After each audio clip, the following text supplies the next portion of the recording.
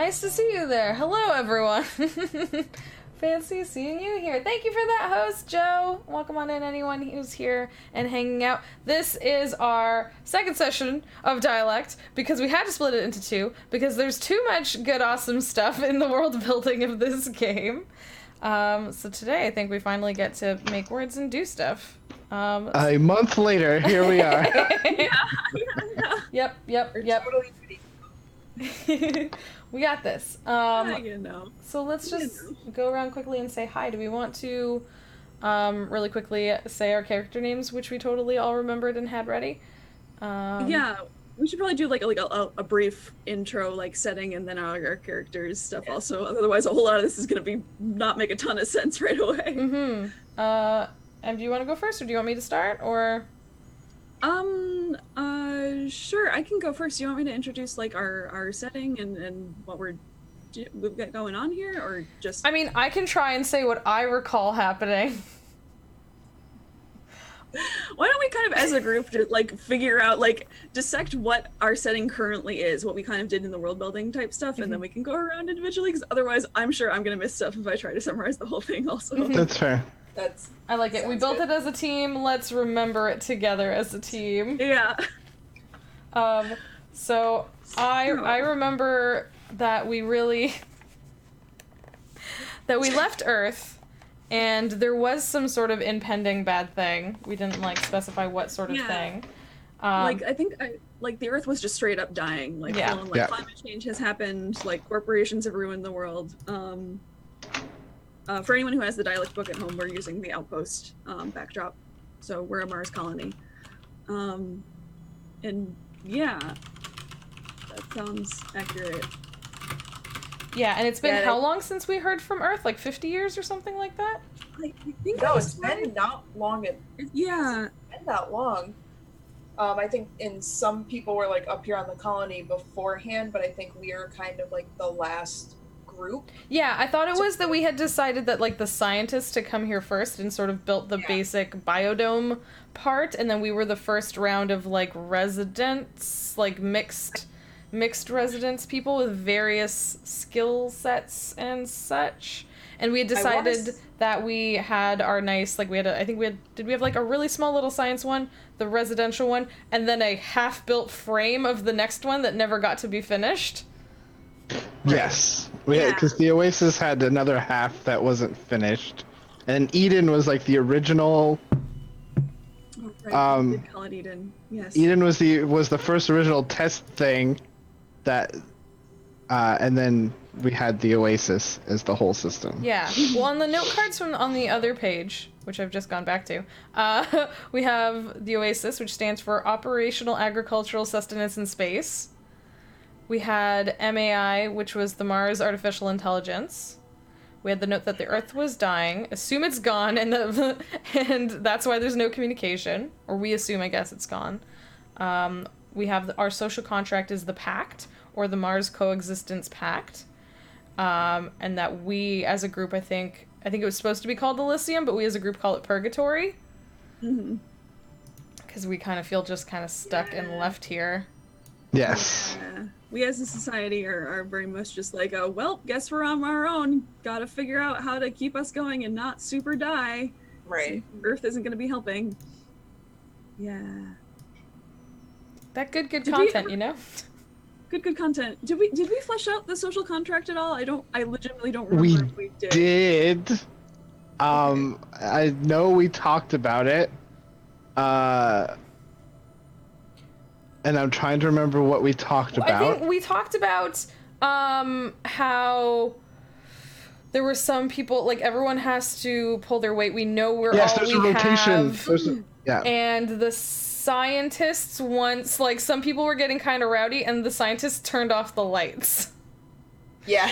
Yes. The scientists were like, "Oh, really? You can like was that function me? without you were No. you were part of the original group of scientists, I thought." Yeah, and I was the one that's like, "All right, guys. Yeah, that was you. You need us. You're in timeout. That's putting you in timeout."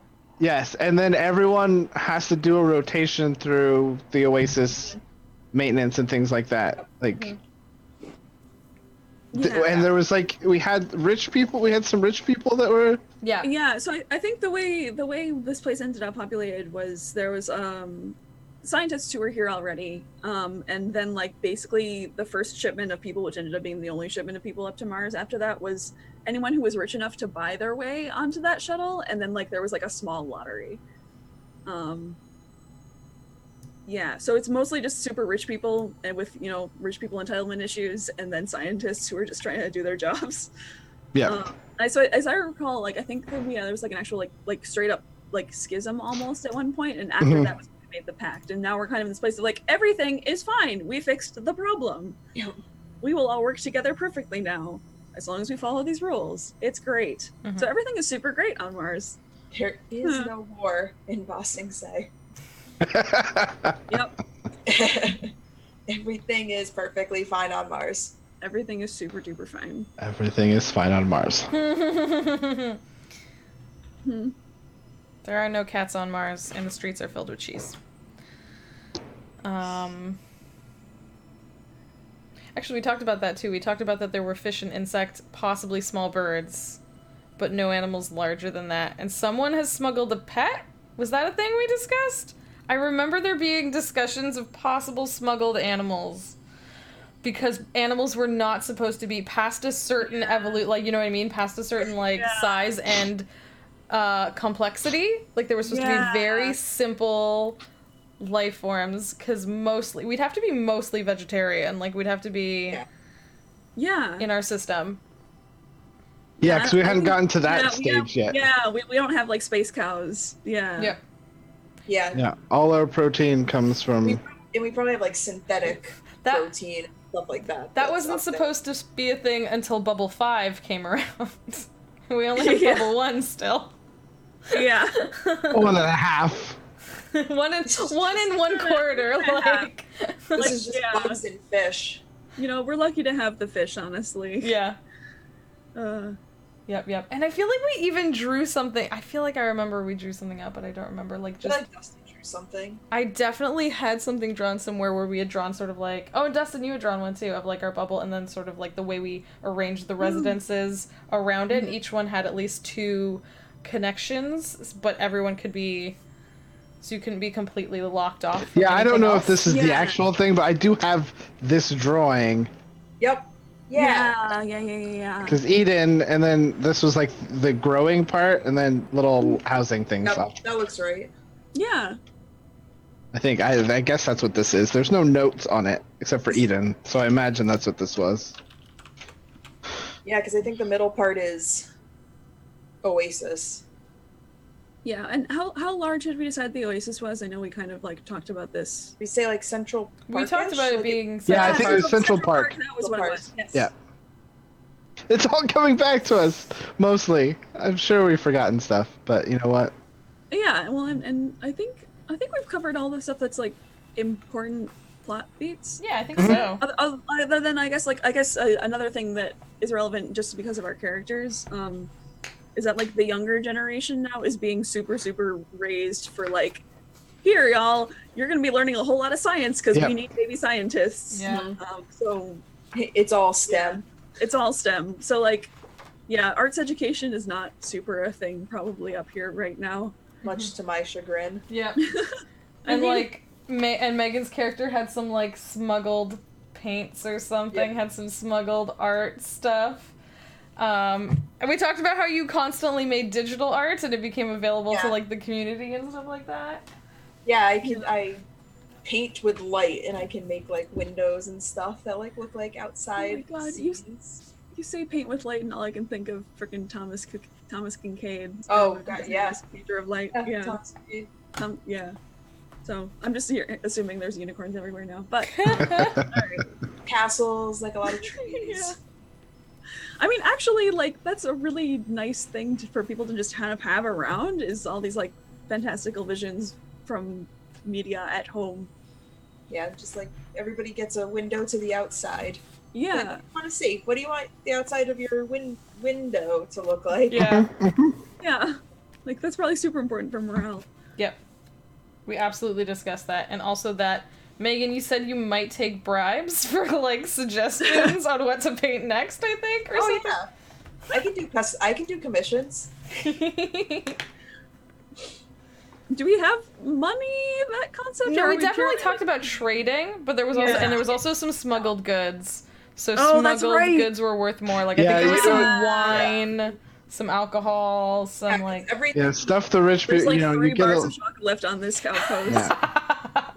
because I think it was like after we realized like no one else was coming, we like had everyone pooled everything. So people like have holdouts that they Hmm. have smuggled that they did not pool into the community.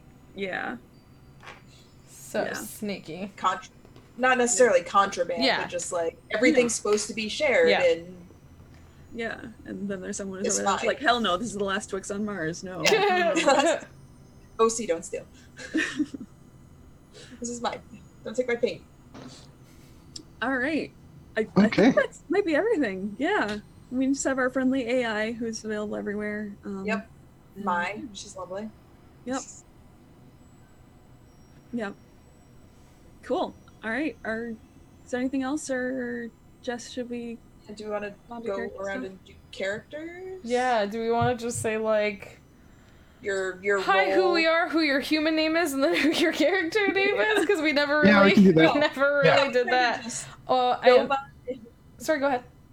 I said, yeah, we kind of just dove on in. Yeah, and then do we want to say who our? Because what is it called, the voice card or something like that? Do we want to Yeah, identify yeah. who we Yeah. are? So in dialect, we're going to be playing like characters based on an archetype, which are called voices in this, but they're effectively just archetypes.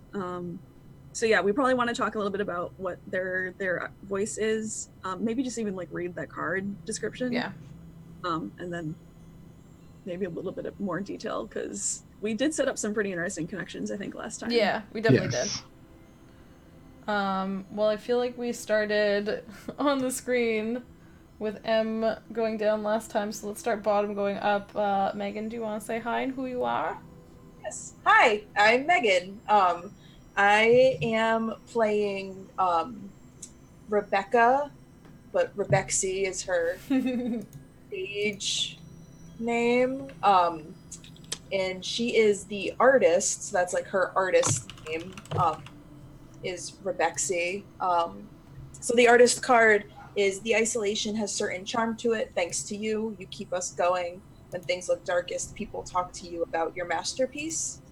So she is an artist, both like a traditional artist and then also like a light artist. Like she has, like she is able to paint like with like 3D light, which is pretty cool. So she has like her traditional things that she's holding on to for something very special, but she's able to just paint like in midair or on walls and things like with light. And she is, I'm trying to think of what else. Oh, she's married to Nick's character Harper. Hell yeah, she is. Because that's just how things go when Em and I play games together. Apparently. So yeah, she's happily married to M's character Harper, who was sort of like her patron back on Earth. Yeah. And Yeah. is the reason why she is able to be up on Mars is because Harper paid her way, Rebexy's way, to get up to Mars with her. Yeah, she's probably the only person at this colony who is not a scientist or a lottery winner or a incredibly rich person. I mean, I guess technically she is now because she's married to Harper, but Harper now has no funds since they're living on Mars and basically so, nah. Art! Art! It's important to have art, so she kind of like she does like commission, like she paints like the walls of the place because it's so like scientific and like sterile, and she'll go into like people's like little rooms or whatever and paint windows for them so they can like look out and see what they want to see. Yeah, that's her deal. She's very optimistic, very like free-spirited, like your quintessential like stereotypical like hippie artist type.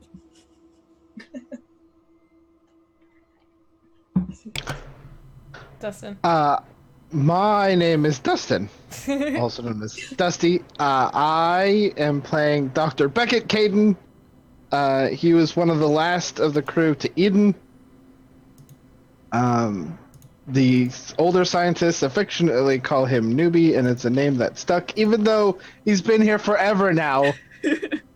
And he is a frustrated science dad. He is the leader. What's that? The card. Yeah, What? I have that card right here. I have it right here. And so the leader, a paragon of what it means to be in the isolation. You come to when we need decisions or action. People talk about what to do next. Talk to you about what to do next.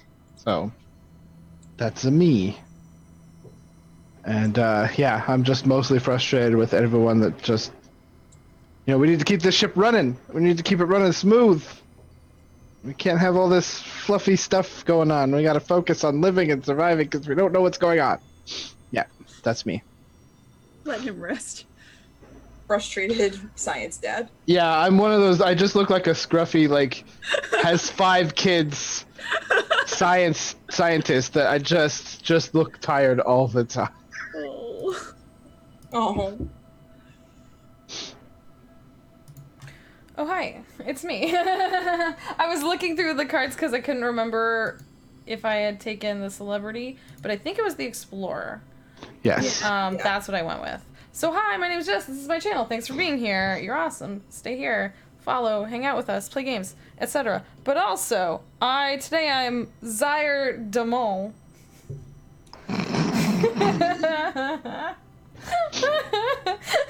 Which is not at all a reference to how Matt Damon played the Martian. No. Patron saint of Mars. Patron saint of Mars. Everyone dig her Hail Matt. Hail Matt. That is absolutely not what that is referencing, because it wouldn't stoop to that level of humor. We are serious game players. No trash here. Yep. And so, my role is... Can I stick this back in my hand? I can't. I was trying to see if I could. Anyways, I'm the explorer, so it says, we rely on you to venture beyond where the rest of us do, to push the boundaries and uncover new potential. People talk to you about the unknown. And we decided that meant I was part of the young generation, the new generation on Mars. I was someone born here on this planet. I was someone who, from a very young age, got thrust into that whole, gotta learn fast, gotta be a useful scientist to us later.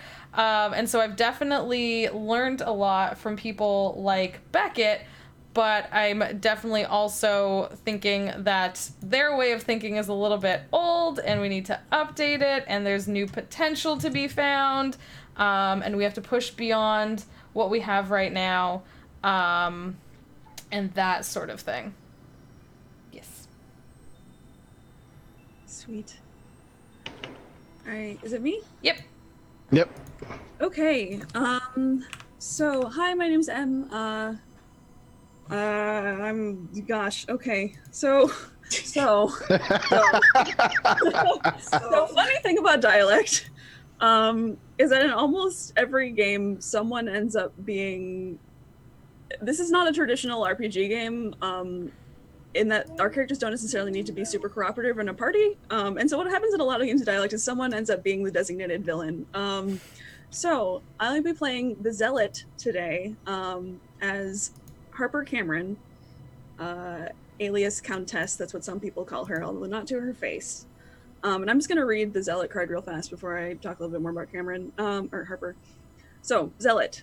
There's a right way for the isolation to live, and you know what that way is. You will convince the others. People talk to you about your followers. And there's a little bit of more flavor text at the bottom. The important part is you identify with one of the aspects and you take it much too far. Which in this case, I think we decided was the social contract or the pact. Yeah. But we're not there yet. At the very beginning, where I think we decided we're just like, everything is super great and fine. So right now, Harper is a former CEO of a robotics company back on Earth. who came to Mars, bought her way up, and pretty much just like got married and was like, all right, I guess I'm just gonna live on Mars now, and it's fine, and I'll just use my CEO powers to help people kind of live and cooperate and get stuff done, and it'll be great. And can I help you, Dr. Beckett? Are you seriously? Can I do anything to help? Seriously, what if we just did this instead? And so I think you eventually were like, here, take the communications office. Just stop. Yeah. Oh, that's right. Yeah. I Yeah, gave you that's what it communications office. was. Yeah. So like you gave me a position at basically in charge of communications, which is not going to come back to bite us at all. But yeah, I think that's everything for Harper Cameron. Yeah, and she's just very, very, very charismatic, very logical, very like, she and Rebexy have kind of a heart and head thing going on. Yeah. And you and I sort of have just the two officials trying to just. Yeah. We're effectively like you're the leader of like the science team, and I'm like the closest thing to a leader to the not scientists people. Yeah. The normal Earth people. Like a political leader, or like. Kinda, yeah. I think.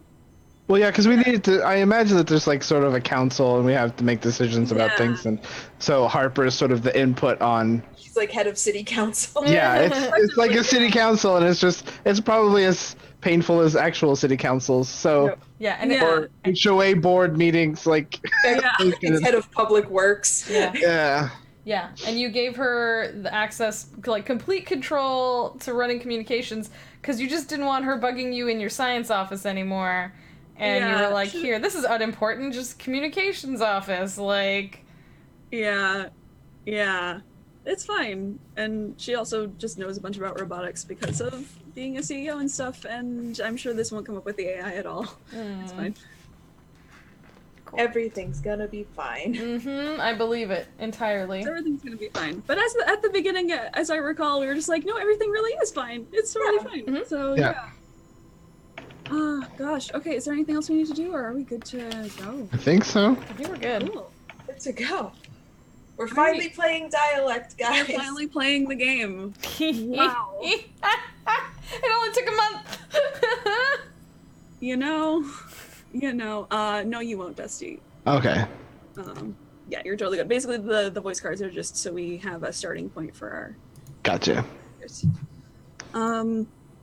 Okay, so now we're going to go into the normal turn sequence of the game. And so I'm just going to read here from the book for what this is going to look like. And this is basically going to be almost the entirety of the rest of the game. So everyone's turn has 3 phases. Actually, no, let's start with this instead.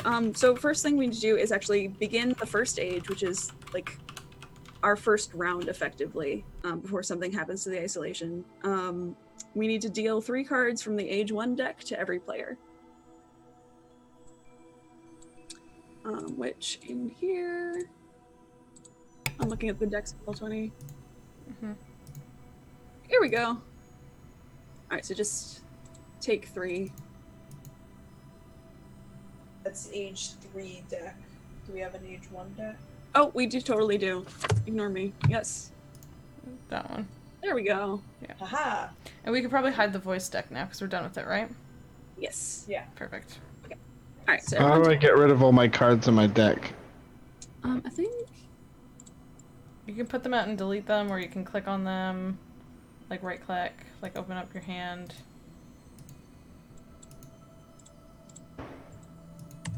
Roll20, please. 20, please help. Why are you like this? All right, I'm just Yeah, gonna you can- drag it out and delete it. Yeah, just drag it out and delete it. Yeah. All right. Excuse us as we remember how Roll20 Yeah.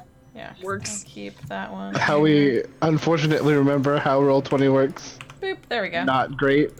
Down to what? My one and only voice. Don't need multiple voices in my head. Thank you.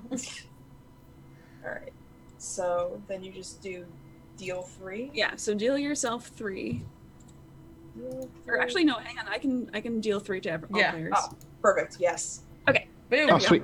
Everyone has Nice. and these are going to be our prompt cards that we build scenes and words off for the rest for this first stage. So we're going to end up going down the line, and everyone is going to play one of these and take their turn using one of these cards. And so a turn in Dialect has 3 phases. First, we make a connection, which means you're going to take one of the cards from your hand, and it can be any one of them. You don't need to like pick the first one that you got dealt or anything. And figure out a way, do you want to tie that to one of the aspects? So the Oasis, the Earth is Dying thing, or our social contract, the Pact. And then you're going to describe why that aspect has led to the new word for that thing. So, for example, I drew the card Resource, which is so a vital. Then the prompt on that card is a vital resource for the isolation, and without it, we would be truly lost. So, if I were to use that card, I would look at one of these and figure out. So that would probably be something I would tie to the Oasis, because it's a resource, and the Oasis is where we get all our stuff right now. Is everyone like good on the? Yeah, I think yeah, yeah. Cool.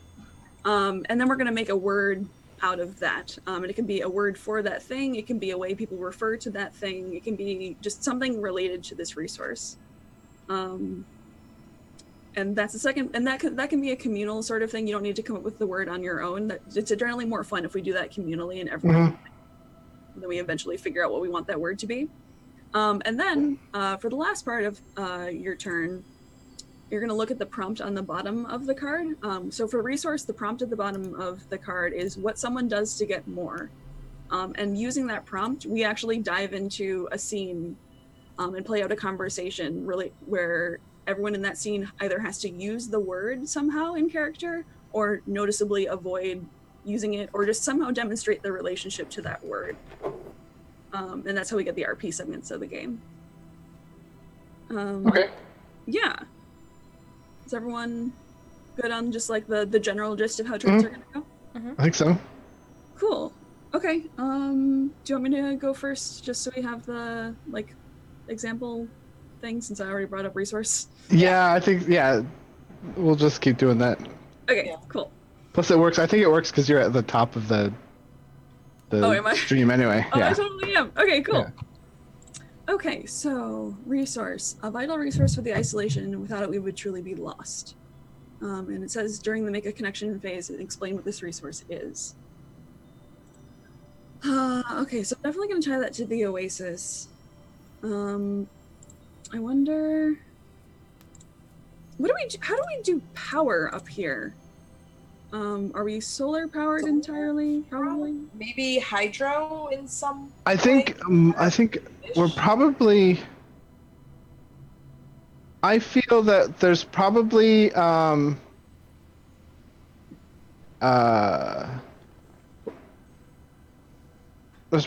solar is a lot of it, but there might be a small.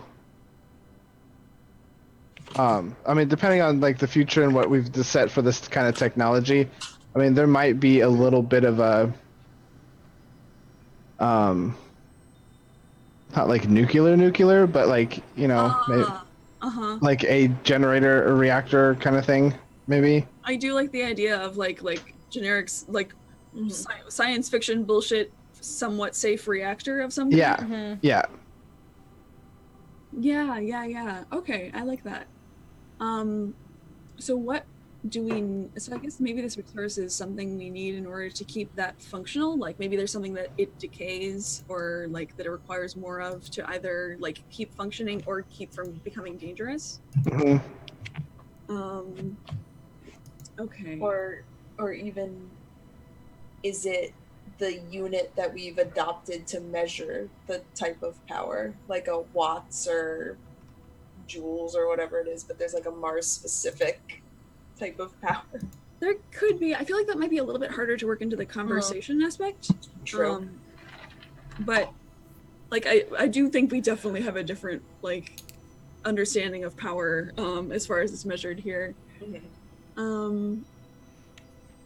Sorry, so what was the prompt again? So you're doing a resource and you were thinking of doing our energy source, and then you would also would you have to come up the word to name what the item is, but then also have a conversational use of the item, like saying energy and then like shocking, like, or And how that also means, So- like, surprising. Oh, I see what you're saying. No, so the conversation aspect is just like people talk normal, like with the whole idea of what dialect is we're establishing words that people use on their everyday that just like back on Earth and here in 2019 we just don't use because they don't exist. So whatever this word is, it needs to be related to this resource, or maybe it is the name of this resource, but it'd be something that our people would just use in normal conversation. So is it power, or could this be like a term for Well, like what we call rations, See, or like an allotment of something? I mean, because with rations, like we have the Oasis, so I think we're pretty okay on That's sustainable true. food. I like the idea of it being like our something that is not necessarily the power source, but something related that we need and keep needing to get more of in order to keep this power source functioning. Like water? Even like, do we have like anything that's like hydro? Like, if we have fish and we've established that we have fish, is there something that's like hydro power? I was wondering that too, because in theory it would be beneficial to have the water run, because the movement can be part of the process that cleans it and the groundwater and such like that. However, in theory we'd have to pump it, right. therefore Like, what's the using... nitrogen cycle look like on Mars? Like, Yeah, with the aquaculture, you can pump the water back into the plants and it revitalizes. Well, yeah, and we had talked last game about how we sort of have, I mean, our water is the water that we have, and then that gets yeah. Oh, that's right. Yeah, we were reused saying. through a whole system. Yeah. Yeah, and since the prompt at the bottom of the card for the scene or the conversation is what someone does to get more, I feel like it might be interesting if like maybe there's some sort of like special mineral or something or encasing that we need in order to keep this like chemical reaction or whatever's going on that creates most of our power like safe, because that creates like a tension aspect there, and something. Yeah, I like that. It's like, Plus, like if we're on Mars, like maybe we like send out scouts occasionally and just like we need more of X thing, like a special like Mars crystal or whatever that is helpful to keep. Well, there could be a crater nearby that has some sort of, you know, a dent, like we have to mine from a metal, like metals and stuff like that. Yeah. Oh man. Okay, so that opens up a lot of stuff, because that means we probably have some like people who are like designated like miner peeps. Yeah, like, is that something, Jess, that you think Sire Damon that you think Jack would be involved in, since he's like one of like the young scrappy kind of, like, he's literally his archetype is explorer, or their archetype is explorer. Yeah. I think, yeah, that could make sense that they maybe would they perhaps be like, we've already found like one or two usable metals here, like maybe they think that we should be looking for more. Maybe we don't usually go past a certain point. Maybe we have like regular spots we mine, or like already like safe locations or something like that. Yeah, it could even be like, oh, we have a buggy, but we know like safely that it can go this far out and get this far back on a battery, but maybe it's see like how far we can push it to get further out to see what's going out, and then come back. There has to be something else out there.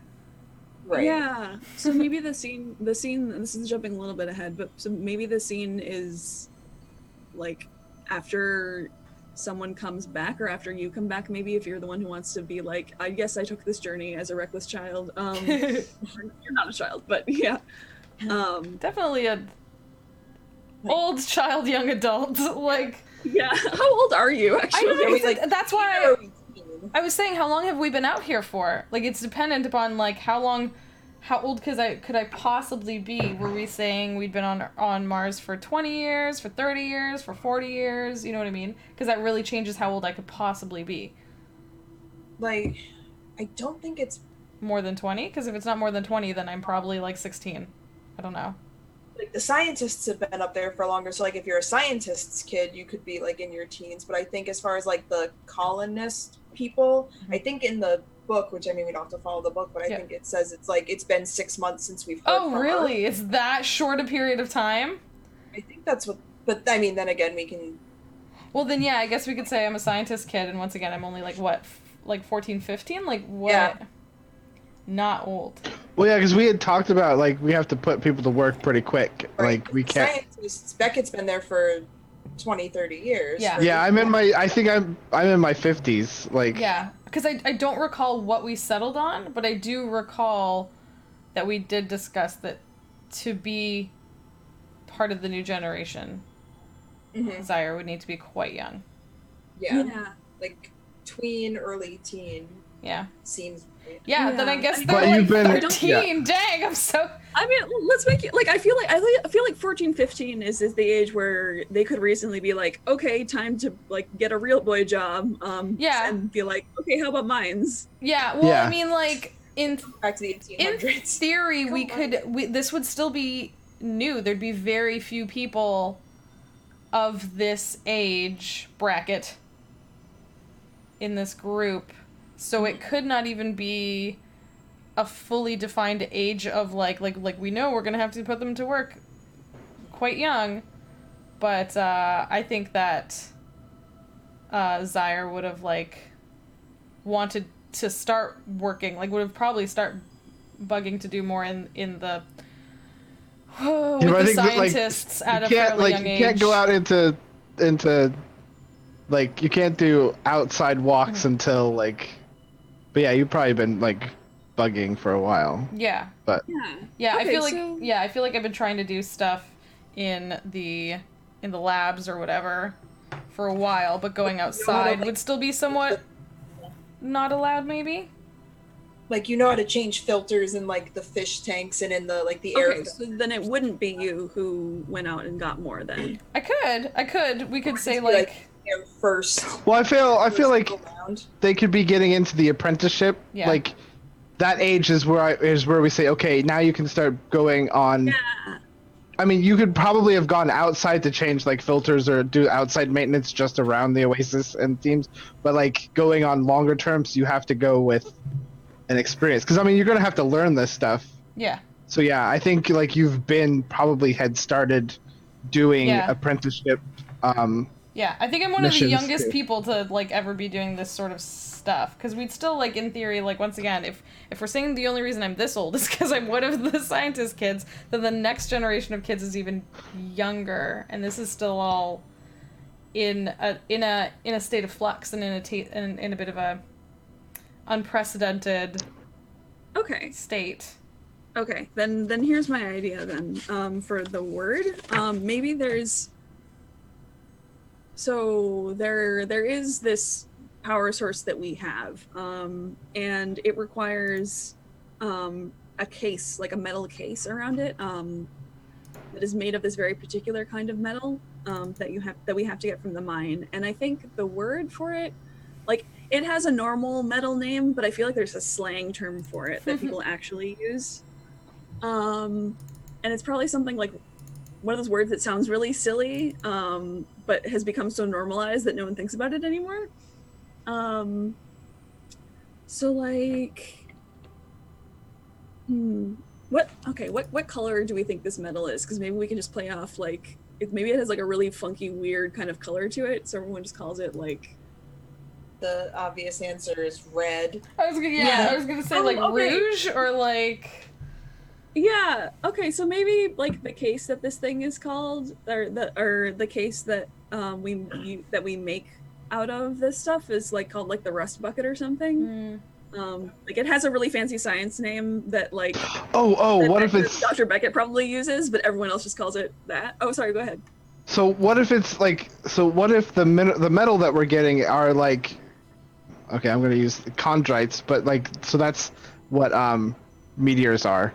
So they're like silver. But what if like the whole point of the reaction for this thing is that it catalyzes the metal case that we put around it, and so at the end when we have to replace it, it's rusted. So that's why we call it the rust bucket. Oh, okay. Yeah. Okay, so the resource is the metal itself, and the case is what we have the term for, which is the rust bucket. Because if the rust bucket gets too degraded and we don't replace it, we are fucked. Mm-hmm.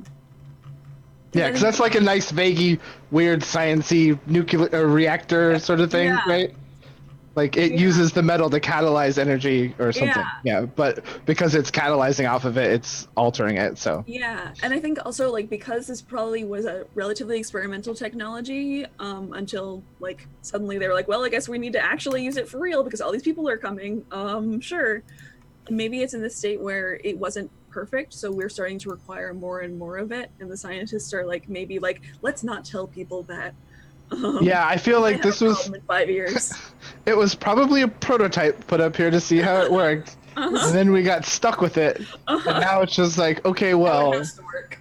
Yeah, now we just have to keep it going. Yeah. Okay, so I think that's our word, so I'm going to put that on our for this example language item next to the Oasis. Come on, roll 20. Work with me. Okay. Oh, nope. This would be helpful if I could type.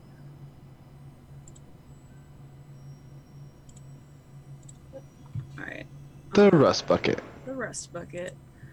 Okay, so now we're going to dive into the conversation. And so, rules for the conversation. Actually, let me go to the thing in the book.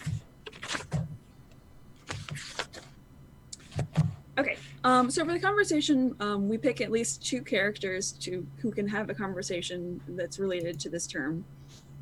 Which for this, I think I'm gonna say is probably Dr. Beckett and Knack, because I don't think there's much sense for Harper or Lexi to be. I was like, I definitely have no business in this conversation. yeah. And then you're gonna okay, hang on. Yeah, so then you two will set the scene. I don't do that even though that's my card. You two decide how you want to set that scene around the prompt, which is what someone does to get more.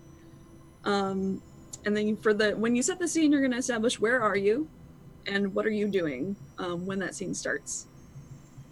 And then you basically just have a normal conversation and play out that scene however you want to, whether that is like Dr. Beckett getting angry at Knack for doing something stupid related to it or talking about it in general or whatever. And just by the end of the conversation, just demonstrate your relationship to that word, whether that's using it normally or pointedly not using it or anything like that. Yeah, you basically just play out a really short scene that goes for as long as you want it to. And we don't have to resolve them or anything. When you just feel like the scene is over, it's over. Okay. So, do we want to be... Okay, so you said that the scientists kept it from the regular people, that this was like kind of an untested resource and we don't know everything about it, or... I think probably that something, like, it's not... Like, they need more and more of this in order to keep it functional, probably. Feel free to add stuff or disagree, Dusty. But I think... No, I think what it is... problem is a big... It's working fine, but it's increasingly catalyzing the containment unit, which is what Beckett calls it. I've never calls it the rust bucket. The containment catalyzer. That's what he calls it. Good. Yes. Good.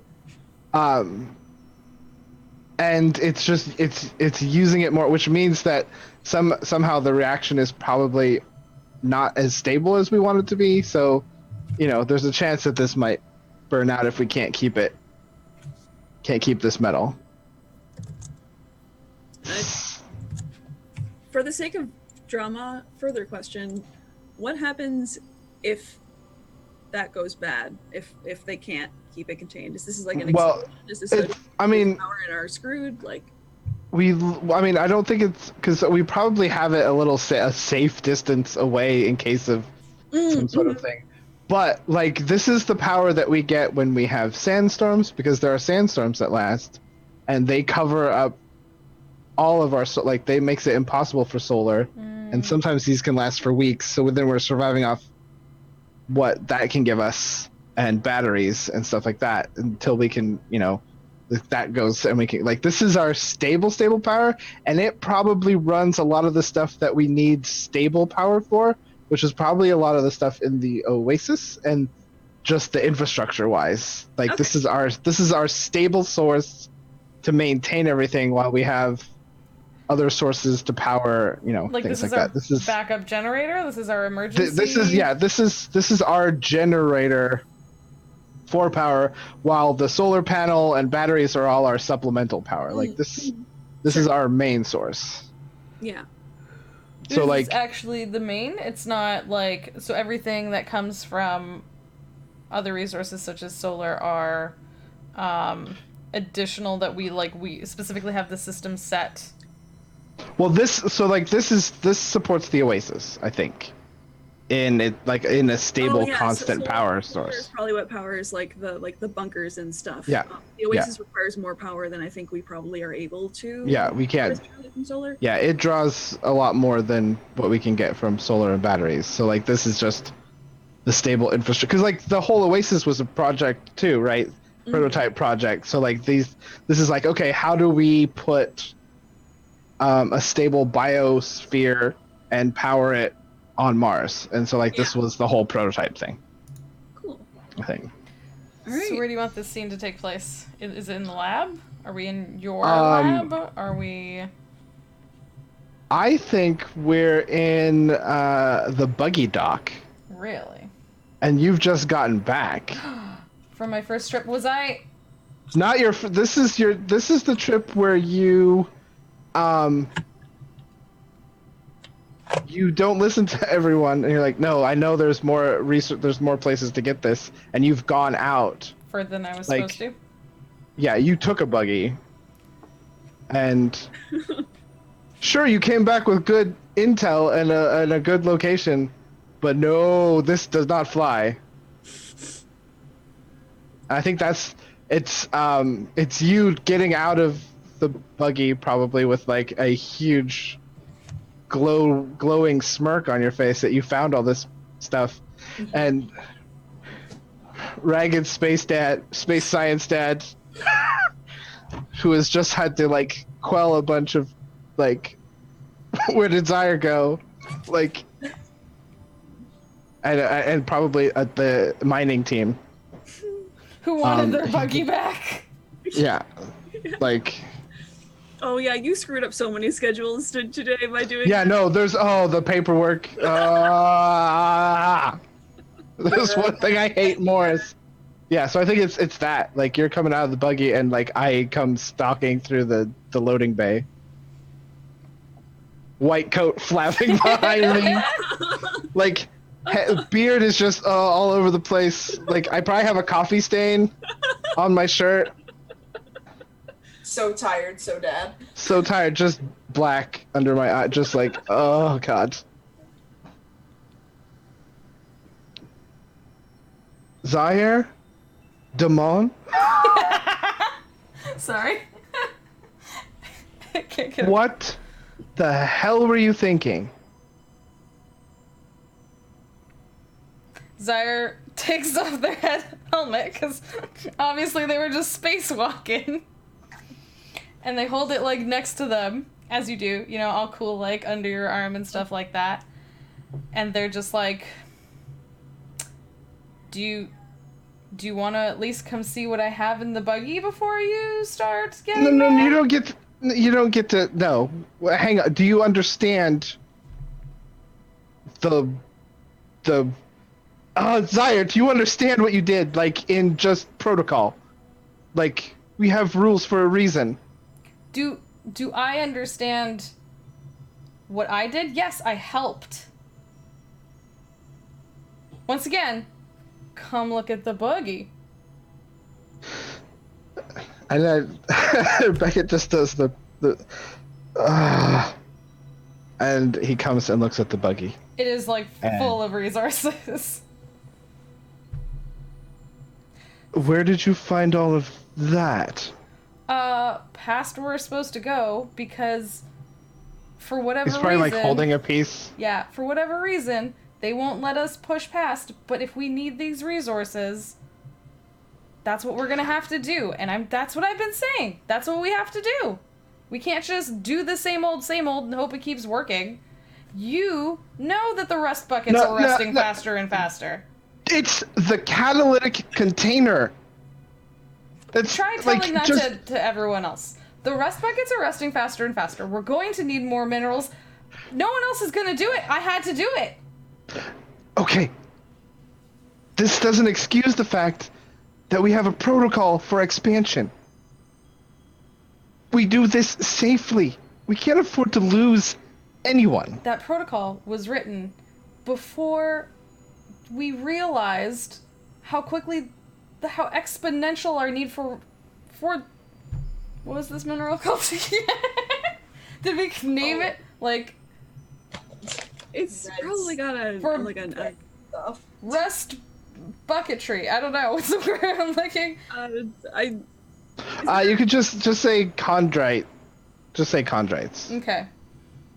Because you said that's what chondrite we're looking containment or something like that. You said it's the catalytic containment, but we're using a chondritic metal from meteorites and meteors and stuff like that.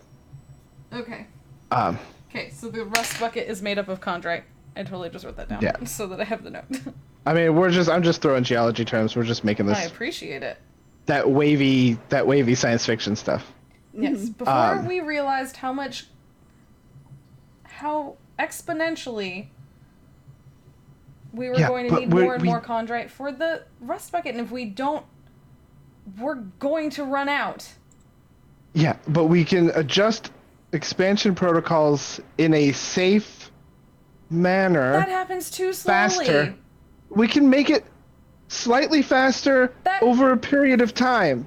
Like, you know math. Like, yes, I do know math, and I know that the exponential what you did need was go out by yourself. By how exponentially slow you all decide to do things. I have been on this planet for 25 years. I've been on this planet my whole life. Yeah, and I've been on this planet longer than you've been alive. This planet will kill you. This planet is my only home. It's all I've ever known. You came here with your understandings of some other world that needed other things of you. Well, that doesn't work here. This is my home. This is my home as too. Much Why as are it you is saying your that? home. Okay. Okay, I need you to just hold your mouth closed while I finish talking. That'll work. All I'm saying is that you cannot go by yourself in an unrequisitioned buggy, leaving people behind who need it. If something had happened to that vehicle while you were out there and you could not get back, the amount of resources it would have taken. I just need you to respect. But it didn't. You took too long. I'm sorry. This took way too long. So I need you to, Zaire. I gave you your time. Zaire, I need you to respect that these resources are precious and we don't have that many of them. I'm the only one that appreciates that these resources are precious. I, as one person, went out and got more than those several people were going to get. You have 3 weeks of gray water duty in the Oasis. But thank you. This will save us some time. Yes. But you have 3 those weeks people of... whose You have 3 weeks of gray water duty starting now. 3 weeks. Gray water duty. Report to Davis. I mean, I could probably do that and this better than most of these people. Look, I appreciate your enthusiasm, and you are by far one of our most brilliant, but if you give me some time, and I know you don't like that phrase, if you give me some time, I might find a place for your energy and enthusiasm. But I need you to do one thing for me. I think you need me to do this. Look at how well I did it. And I'm telling you that I'm going to find a way to make this happen in a way that works best. But I need a little patience from you. I don't think this requires patience. I was able to go out there and get this. We can make several more rust buckets. Have you listened to any of the words that have come out of my mouth? I have, but you all made bad plans, and now my generation has to deal with it. And you know what? Maybe we shouldn't be relying on the rust bucket. Maybe that shouldn't be all. Maybe we should be doing more, because this doesn't seem to be enough, and you guys getting mad at me for doing what you couldn't do is just ridiculous. Catalytic containment, 3 weeks of gray water duty, and take all that stuff to the reactor processing. You're a rust bucket. End scene? That's the scene. Good. Oh, it's so good. Cool. All right. I know sometimes we don't necessarily have to go in order, but I've got an idea for one of mine. Oh yeah, if you Yeah, wanna go. feel free. Where has- Yeah. And by idea, I mean I have an idea, not an idea for a word. Hopefully, we'll be able to figure that out. But Hey. the one that I have 3 very good cards. But I decide I'm gonna go with money because we were talking about that. Currency within the isolation. What do we exchange for services, and how do we acquire something more than basic necessities? And then the prompt is what money can buy here. But my thought process was, as I was noodling around on thesaurus.com, something like akin to, because like it's a bartering system. Mhm. So like something that maybe like plays off of like possessions or belongings or goods, like something like in that way, because like you're not like money doesn't mean anything here, but what matters is like things. Didn't we talk a little bit about some part of the currency being like time on jobs and duty and stuff Yeah, like that? so Some we're people time. were Yeah, like, yeah, I we will had do this people would task switch. for you. Yeah. If Mhm. you do this thing for me, like people would that was part of the bartering was also Yeah, like because maybe that's all like wrapped into one. It's like, oh, you owe, be like, yeah, I'll do this for you, but it's gonna cost you 3 blank. Yeah, you have to do my week of gray water duties. Yeah. It's like either possessions or it's going to be like, yeah, you are gonna like do my like harvesting shift in the Oasis for the next couple of days. Like there's but I like the idea of like time being currency. yeah. Because like eventually you're gonna run out of stuff to barter with. Yeah, because I Yeah. don't think there's a ton of stuff here. So I Not- think there's time not is a ton of big stuff is a left. big I don't think that it's wasn't yeah. It's communal. probably not. Yeah, it's probably not enough. Like I don't think like we have enough stuff to create like a full-on like economy off of like the contraband basically that people brought. But time we definitely have a ton of. Or shifts, I guess would be. Yeah, so like, is it that? Like, I was thinking like mins, like short for minutes, or even just like shift being like a moment as the unit of measurement, like a unit of money or something in that vein. Mm-hmm. Yeah. Be like, I know I'm trying to think of. I mean, like time. thinking of like labor, or I like mins. You did shift. Is it our word for like a Yes. is there like a particular kind of task that like nobody wants to do? So we measure So it it's just by, like blank. by like how long it takes that specific task. I mean, like if we want to stick with like gray water duty, you could do like grays. Be like, oh, it's gonna Yeah. cost you 4 grays for me to do that for you. Mm. Yeah, I do like the idea of it like becoming like also just like our a unit of time for us now, because gray water duty takes like exactly like 3.5 hours or something. Yeah, but yeah, like something Yeah, in that. so like maybe grace actually has a dual meaning. Like it can mean actually like you can say like yeah, it'll cost you 3 grays, as in like literally three Actual three shifts. versions of 3 shifts of Grey Water duty, or but it's also taken on this dual meaning of Right, like it could just mean anything. Like it could be like, Oh! 3 grays. Like I have tomato. Like I have to harvest tomatoes all next week, so it's gonna cost you, like. that Yeah, kind or like what if it like Grays also then has become like slang for like and like actually hang on, there's actually a mechanism for what I'm thinking here, so I will Yeah, I'm thinking. no, there's a way you can like add there's a term for this in here, a variant on a word, because I was thinking like if Grays has become like an actual part of our vocabulary, like I could see it being like a term that then becomes also used for like anytime you spent doing something like Yeah. undesirable. Yeah. like- Yeah, like I spent all yesterday in the Grays, just like, and then actually it meant like, yeah, I was doing paperwork all day. Right. Yeah, it's like, oh, that's the Grace. Like, oh, that's the grays. Yeah, oh, that's the Grays. yeah, Yeah, that sounds gray as heck. yeah. But like to start, it turns out like it's a unit of trade for Yeah. things. Yeah, because I like definitely because it's like time. Literally, time is money because that's the only thing that everybody has to freely Mhm. take from one another. Yeah, so let me. Do I put the card on the table, or do I just? Put it in my There should be hand? one of the ones where like example language item. You should be able to edit one of those. Yeah, well, I just Or put language item. I was taking money out of my hand, so let's see, language item. Which aspect are you tying that to? I'm gonna tie it to.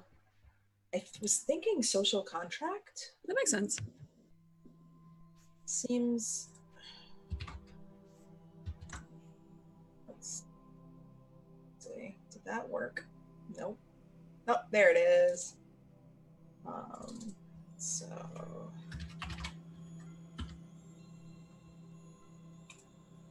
So grays. So I'm gonna keep it over here with the social contract. Yeah, and the prompt is what money can buy here. So I mean the scene can be really anything. Maybe Like it, because like we we had talked about Rebecca taking commissions. Yeah. So yeah, like that was my first thought as well. Like somebody commissioning something from her. It's just a matter of who. Mm-hmm. Yeah. I feel like Harper would be in the scene, but not necessarily the one who is doing the commissioning. Because it's like, you're my wife. I work for you for free. Well, and that also is interesting with Harper's whole like position of power on the social contract and stuff in general. Like, how above table is this? Like, is because in a perfect world with everything working the way it's supposed to, everyone would just do the jobs that are assigned to them because we like everyone has to do gray water duty because that's an important task and it brings us together. And that way we don't end up with like some people who always are stuck doing the crappy jobs because that's like hello beginnings of classism in space. So how about, just had a thought, like what if it is like a conversation between Rebecca and Harper and it's just like, oh my god, so and so like commissioned me to do this and I got out of like 6 grays in exchange for 1 painting, and you're like, excuse me.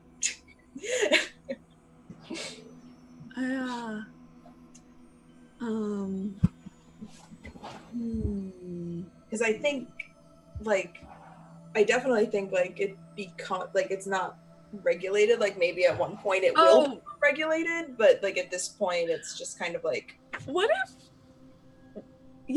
I agree with all that, because that also like, what if Harper just doesn't know this is a thing? It's like, have you been doing this the whole time? Yeah, it's like, is everyone doing this? How long has this been going on? Yeah, because the science. Well, Beckett's not going to stand for that as a thing either, because yeah. Responsibility. But I like the idea of the scene being the first time that we find out that this has been a thing that's been going on. Yeah. That also makes sense because like I feel like Rebexy just like knows everybody probably. Yeah, that tracks. Yeah. So yeah, like you probably have like the best pulse on like what everyone is doing and talking about what the actual norms are more than anyone else here probably, because like Harper spends all her time in the communications office and doing, you know, communal work and stuff. Nice. Yeah. So I think maybe the scene is like Rebexy comes home at the end of the day just like super chipper about something. Uh-huh. And it's just like, what? Why are you so happy? What's going on? Yeah. Like that. Yeah. Okay, yeah, so maybe Rebexy comes home and finds Harper like sitting at her desk, probably typing up like there's probably like a newsletter that goes around pretty much constantly. So she's probably like typing up like our version of current happenings in Elysium. That makes sense. That tracks.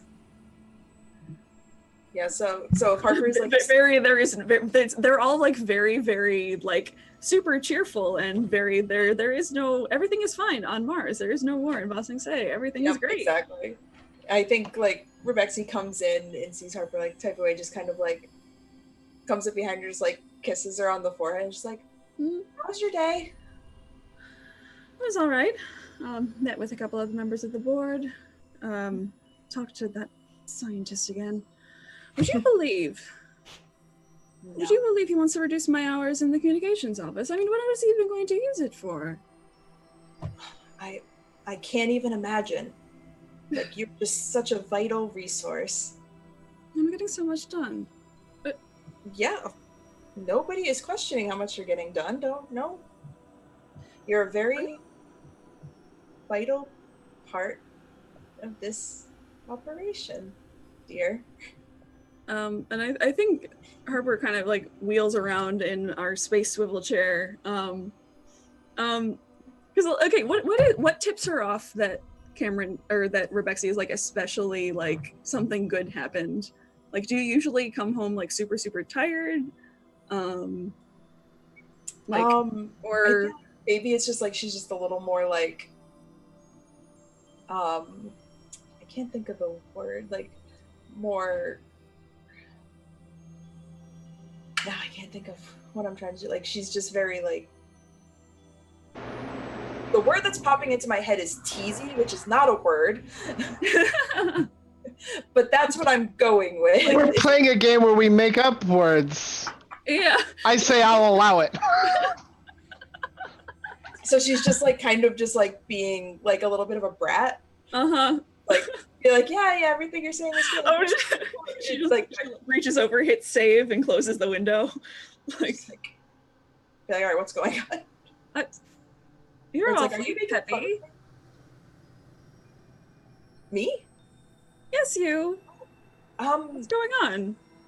Oh, not just maybe got commissioned to do like a really big art project. Down oh goodness, the Campbells down in the Northwest grouping. The Campbells? Yeah, they just want this picture of their farmhouse or their country home or whatever from back on Earth, but that's really not a big deal. I can paint that in my sleep. The big deal is that I'm gonna they're paying me 4 grays for it, which I am so excited about. It's gonna give me so much more free time to work on stuff for me. Wait, back up. Sorry, 4 grays? What are you talking about? Yeah. The Campbells don't have anything left. They pawned off all their I'm just imagining. Okay, so what if the Campbells are like hardcore, like they were tchotchke collectors? So like everyone in the Oasis now has like a little statue of a dog. So many Hummels, so many precious moments figurines. Yeah. Oh my god. Yeah. They pound off all their stuff ages ago. How could they possibly afford a commission? Yeah, I told you they're giving me 4 grays for it. And what does that mean? Seriously? You stay cooped up in your office for far too long. Even mine knows what 4 grays are. Okay, yes, you're very, very clever. What does it mean? Oh, they're just gonna do my next 4 shifts of Greywater duty. I think Harper, like, visibly, like, rolls her chair back. Like, I'm sorry, what? That's the Campbells. No, are going I heard the words. Well, I heard. You seem to not. Usually you're a lot better with words. But you seem to, like, they're gonna do it for me, and I'm going to paint them a picture. Okay, I'm sorry. So they're going to do your work for you, the work that is that was assigned to you as part of your schedule. It's right there on the board. That is correct, yes. And instead, I am going to paint a picture for them. Is this which will only take me like 2 grays worth of time, which is going to be great. I'm going to have so much free time. But that's not how this. Harper's starting to like full on like blue screen here. Buffering. Okay. This isn't new. Like, everybody's doing it. Of course. I should have foreseen this. I mean, like, not like everybody. Like, there are some people that are just like, no, that's not what you're supposed to do what you're scheduled to do. It's part of the social order. But, like, I mean, everybody's really doing it. It's part of the social contract. It's part of the pact for a reason.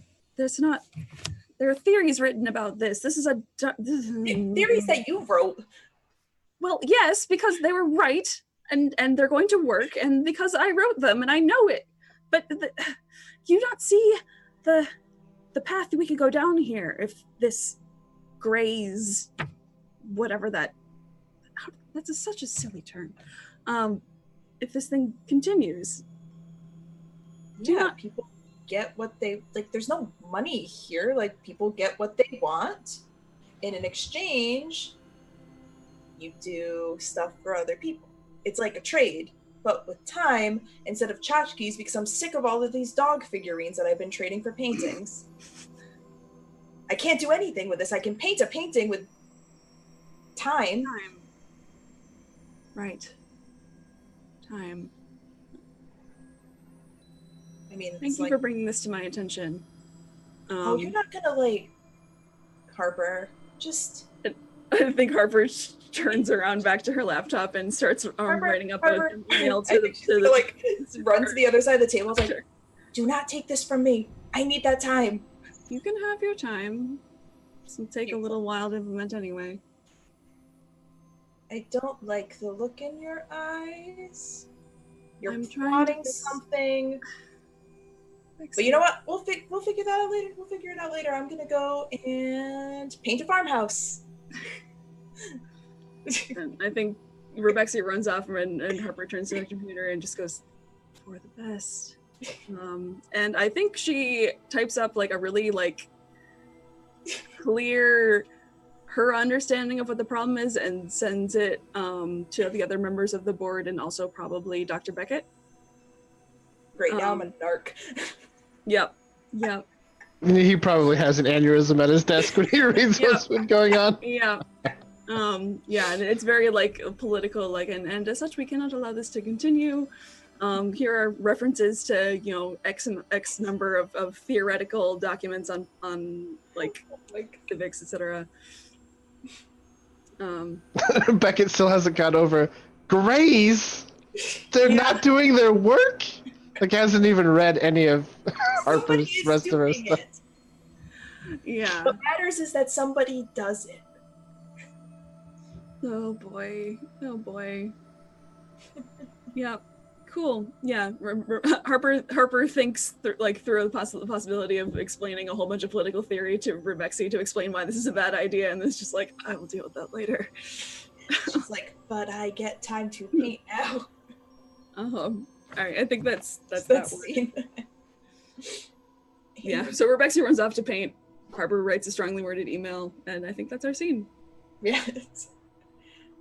Oh my goodness. I feel like we got a lot of those two characters, and it's very clear that you two know them a little bit better. Like, I love it. Like, it's so... It's really good. It's really evident that there's more to this I was like, are they couple. not married right now? I feel like that's a thing. I like No, it. we're definitely, I like it a lot. definitely married. They're super married. They're just also very heart and head. Mhm. I just meant, like, are you and Megan? Oh! I mean...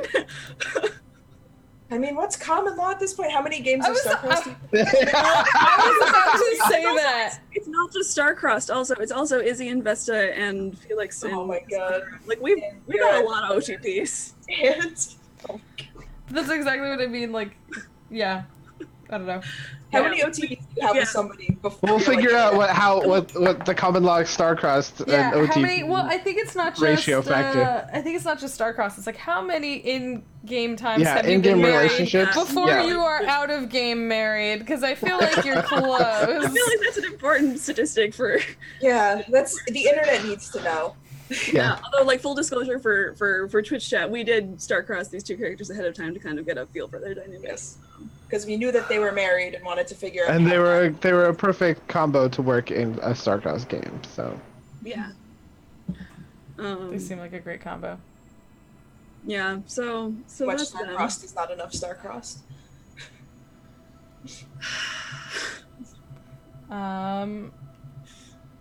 So do we only get to do one of these age 1 deck cards? Yeah. Okay. And So you you keep can- them in your hand. So like as we go. Megahn, since you just played your card, deal yourself one from the age 2 deck. Yeah. And you as can- we go, you can use any card that is in your hand. Oh, okay. So like just because you draw an age 2 card doesn't mean you have to use that card. You can still use the other ones from age 1 if you want to on your next turn. And if you ever want to get rid of a card so that you can draw a new one from whatever age we're in that relevant deck, you can add a variant to a word, which I'm going to do now because we can do that at any point in the game. And I just want to, like, since this is a dialect stream kind of talking about the game, I just want to like show this mechanic. And this is going to take no time at all because there's not a scene prompt for it. So I'm going to add the grays, or just actually probably just gray, as a new term, as a variant on grays. So like just gray, and it's an adjective. That's just like, it's something you don't want to do. Like that's so gray can mean like that's so boring, or that's so terrible, or et cetera, et cetera. Yeah, and that's just part of our language now, so we can use that in the further scenes, et cetera, et cetera. But we don't need to do a scene prompt for it or anything. So now I'm going to discard one of my cards.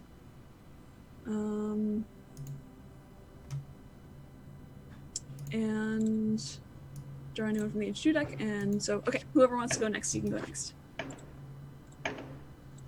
Sorry. I have an idea for. Okay. I'm just responding to that question. I'm going to play a special occasion. A celebrated event. It's either particular to the isolation, or we have a unique way of recognizing it. And the prompt is "the time has come." And I'm.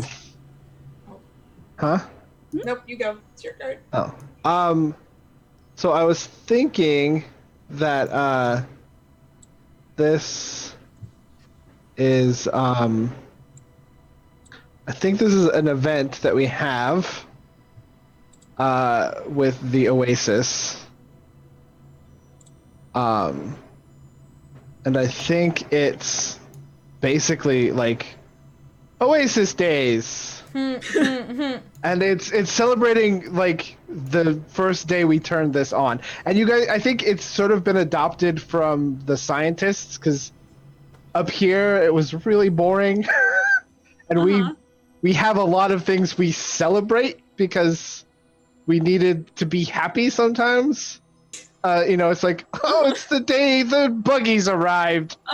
Buggy day. I love the idea of being something like really like mundane. Yeah, and so like Oasis Day started from just like, this is the day we turned everything on and nothing blew up. Yeah. Like it worked. But I think it's kind of turned into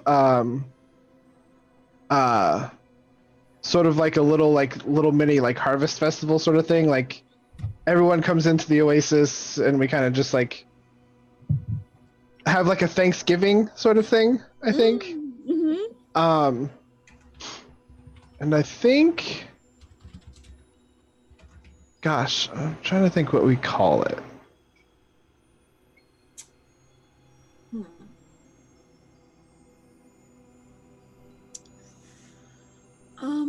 What if it's like if it comes from like whatever the first event was that set it off that then became Oasis Day after that? What if it's like a bastardization of that word?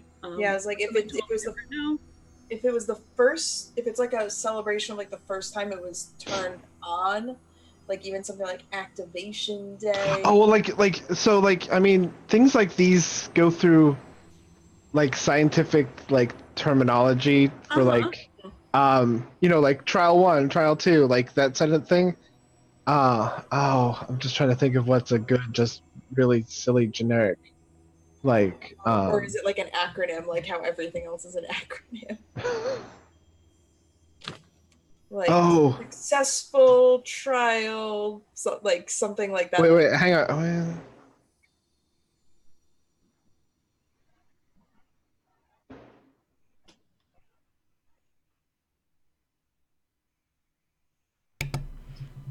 Dustin looks thoughtful, and I'm like just staring, like what's happening there? Oh, sorry. No, I like it. I'm like, something good's happening. And I'm writing acronyms because my brain is going. Yes. Acronyms. Because it's science. So much science. I don't remember the actual acronym for Oasis, but I know it was a thing. It's on page 1. Yeah. It's Operational Agricultural Sustainment, and that's as far as we got. Yeah. In space. Yeah, operational agricultural sustenance in space. We got scientifically, and then like I can't think of anything else, and we just went in space. Yeah. I think chat came up with a chunk of that. Yeah. When we did it, because we were all throwing stuff out there, and everyone was like adding and like.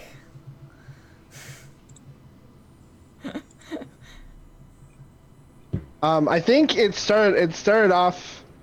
I think we call it OPAS, like operational power and sustainability check, but like, so everyone goes around saying OPAS. Yeah, OPAS. But we dropped a couple words because it had a couple more letters to it, but they were all consonants, and it just was weird. And so they just dropped the other consonants, and it became OPAS. Is this like a week-long thing, or like a day, or would it be like several days, but people still have to do at least the minimal amount of work, so like it runs a little bit long, but it runs a little long. People kind of have to rotate in when they can celebrate, but as many people as can be, like this is the most off people can be. Probably it's probably like everyone like wears something like very like significant that day regardless, like even if you're doing like normal boring tasks, like you're wearing your OPAS hat or whatever. Your OPAS hat. I said that as a joke, and no, I really wanted that to be a thing. So much. OPAS hat.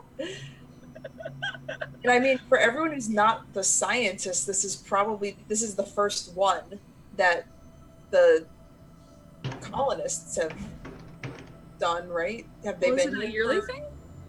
I mean, I assume it's yearly if it's a celebration of. Well, I mean, we could do the like the first. Well, I mean, yeah. Maybe it's one of the ones where it's been established as a thing. But this is our first one, probably post like everything is fine. Mhm. So I guess. Oh, okay. So if the prompt is the time has come,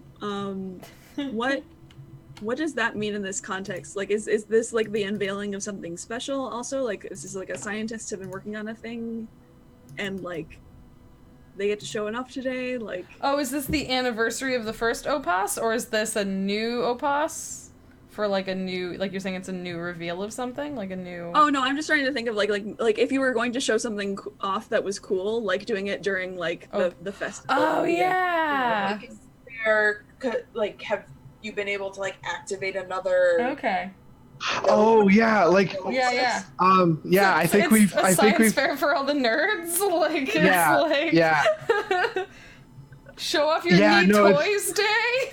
Yeah, it's definitely but like it goes more in. It's like a science fair, only it's like something new that has helped either the Oasis or the habitation units. Like it's anything that one of us or that the regular scientists or everyone that's learning has helped to improve or like fix something that wasn't in the thing, and it's sort of like yeah, and so I think it's like unveil, like, hey, look at this, we've got a new thing we're doing, show how you can improve everything, and come and view the people around you that have done remarkable things to keep us all alive in an unlivable planet. Opus!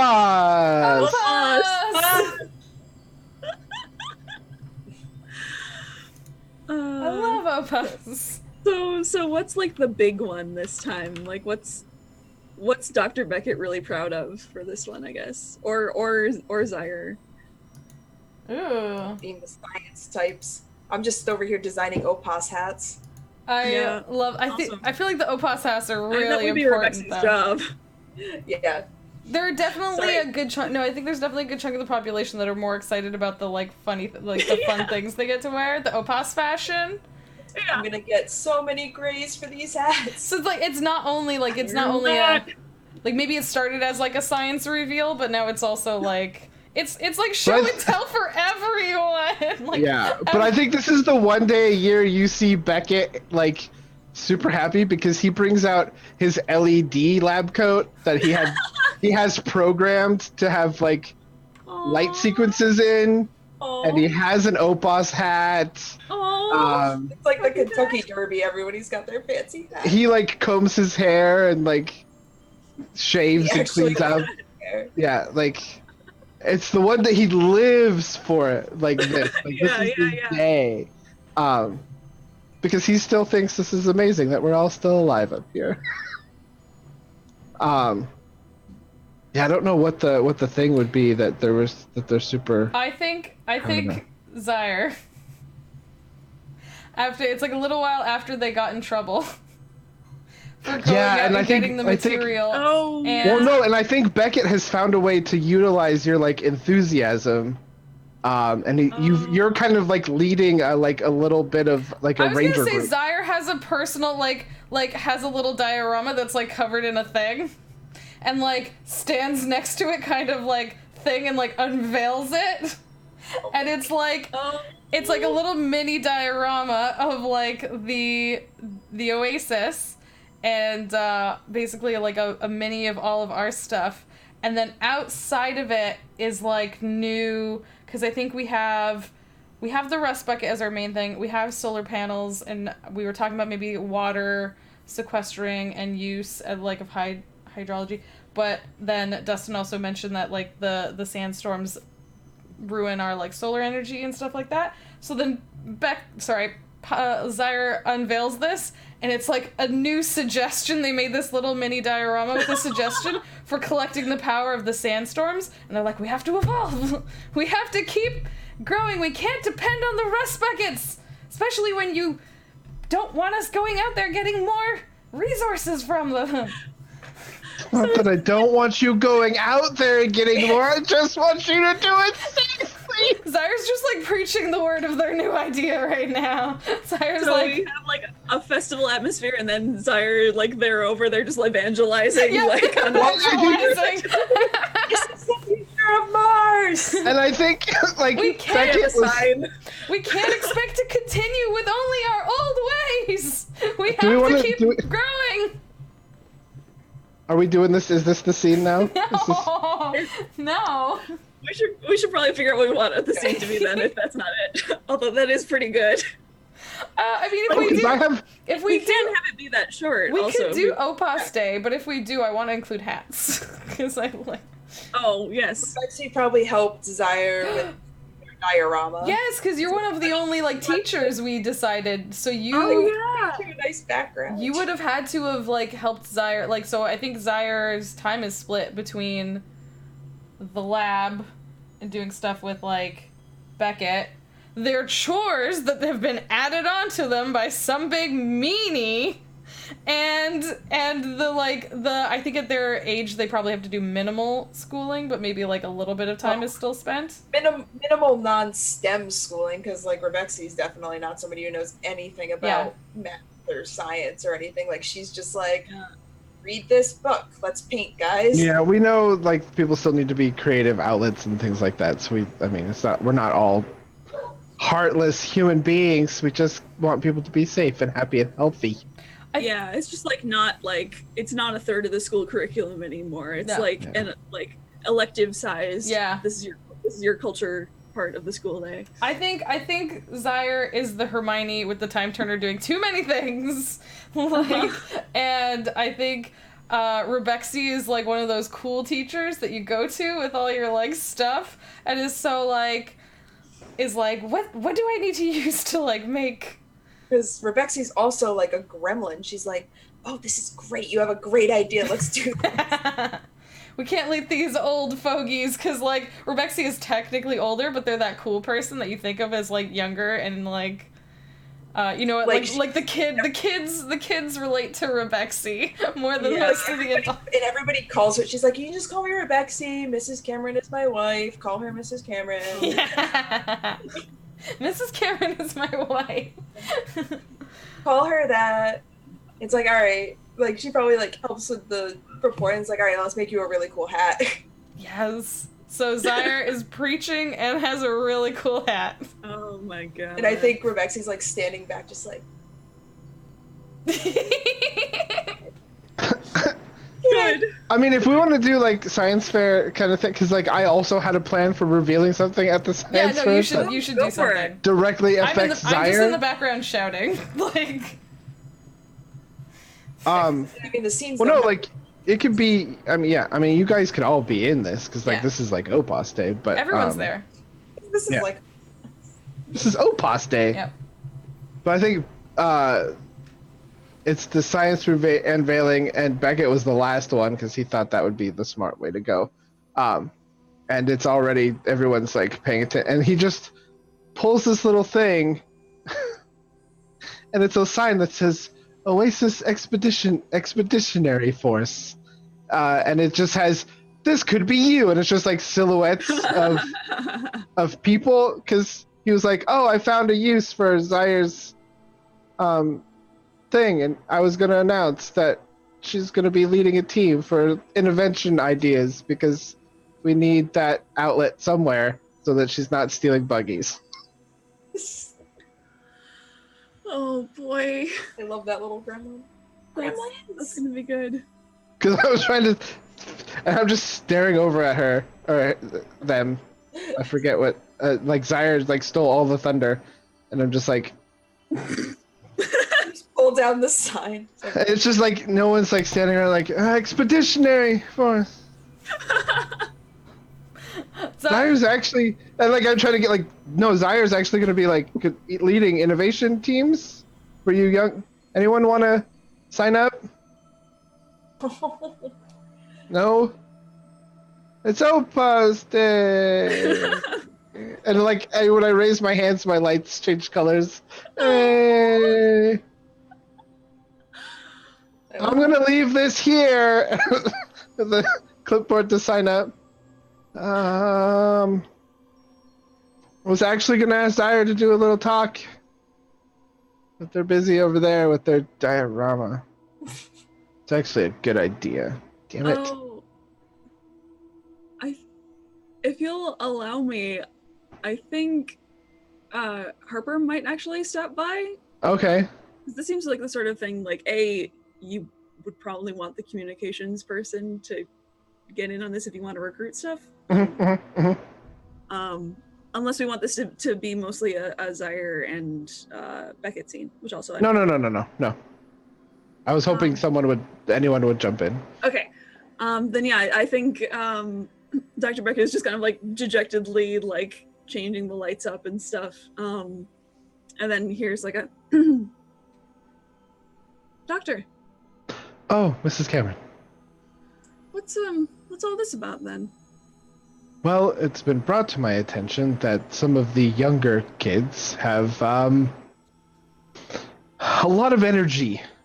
Yes. And I'm hoping to focus that in something that would help us out. And after the incident with the buggy,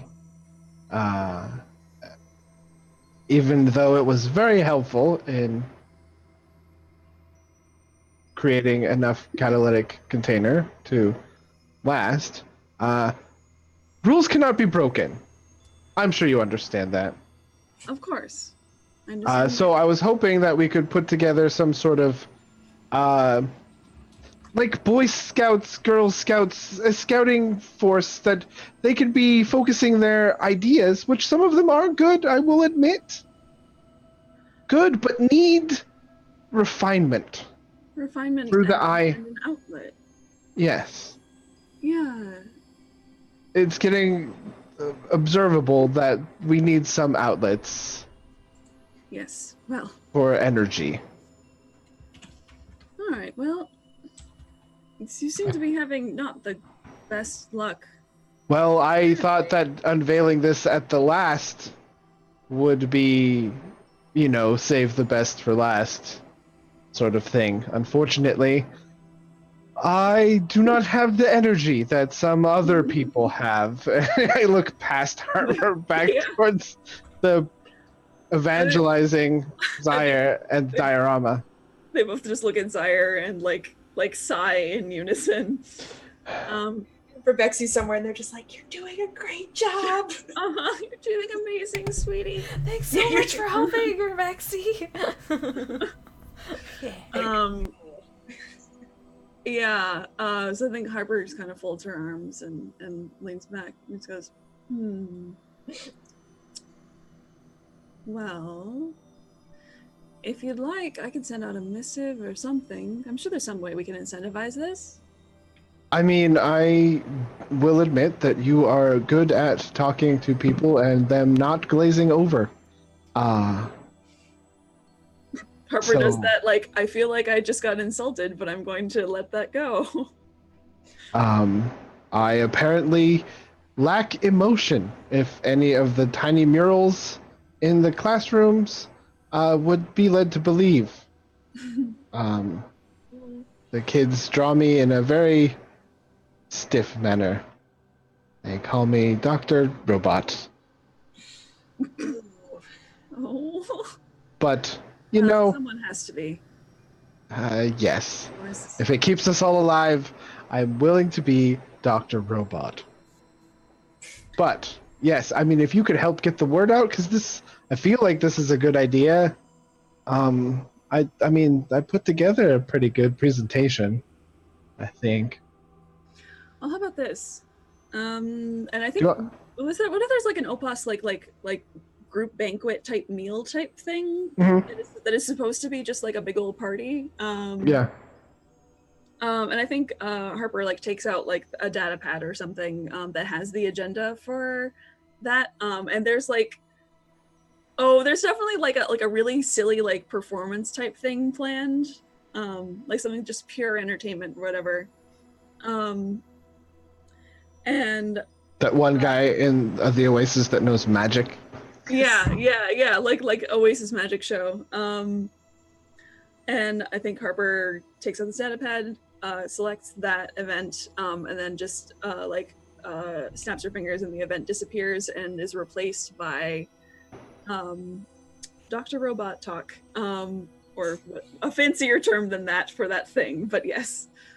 Do you think you'll be ready to present in about 2 hours? Oh, I'm ready to present right now, but yeah, I could probably, maybe I could check my notes a little bit.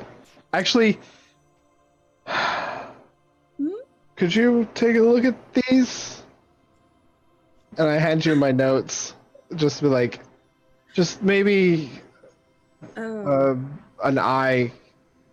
Do you think the diagrams are too, like, are the statistics too much? Harper adjusts her glasses a little bit and just says, why don't you come with me? And I think like they walk off to like her office so they can like rewrite basically this entire thing.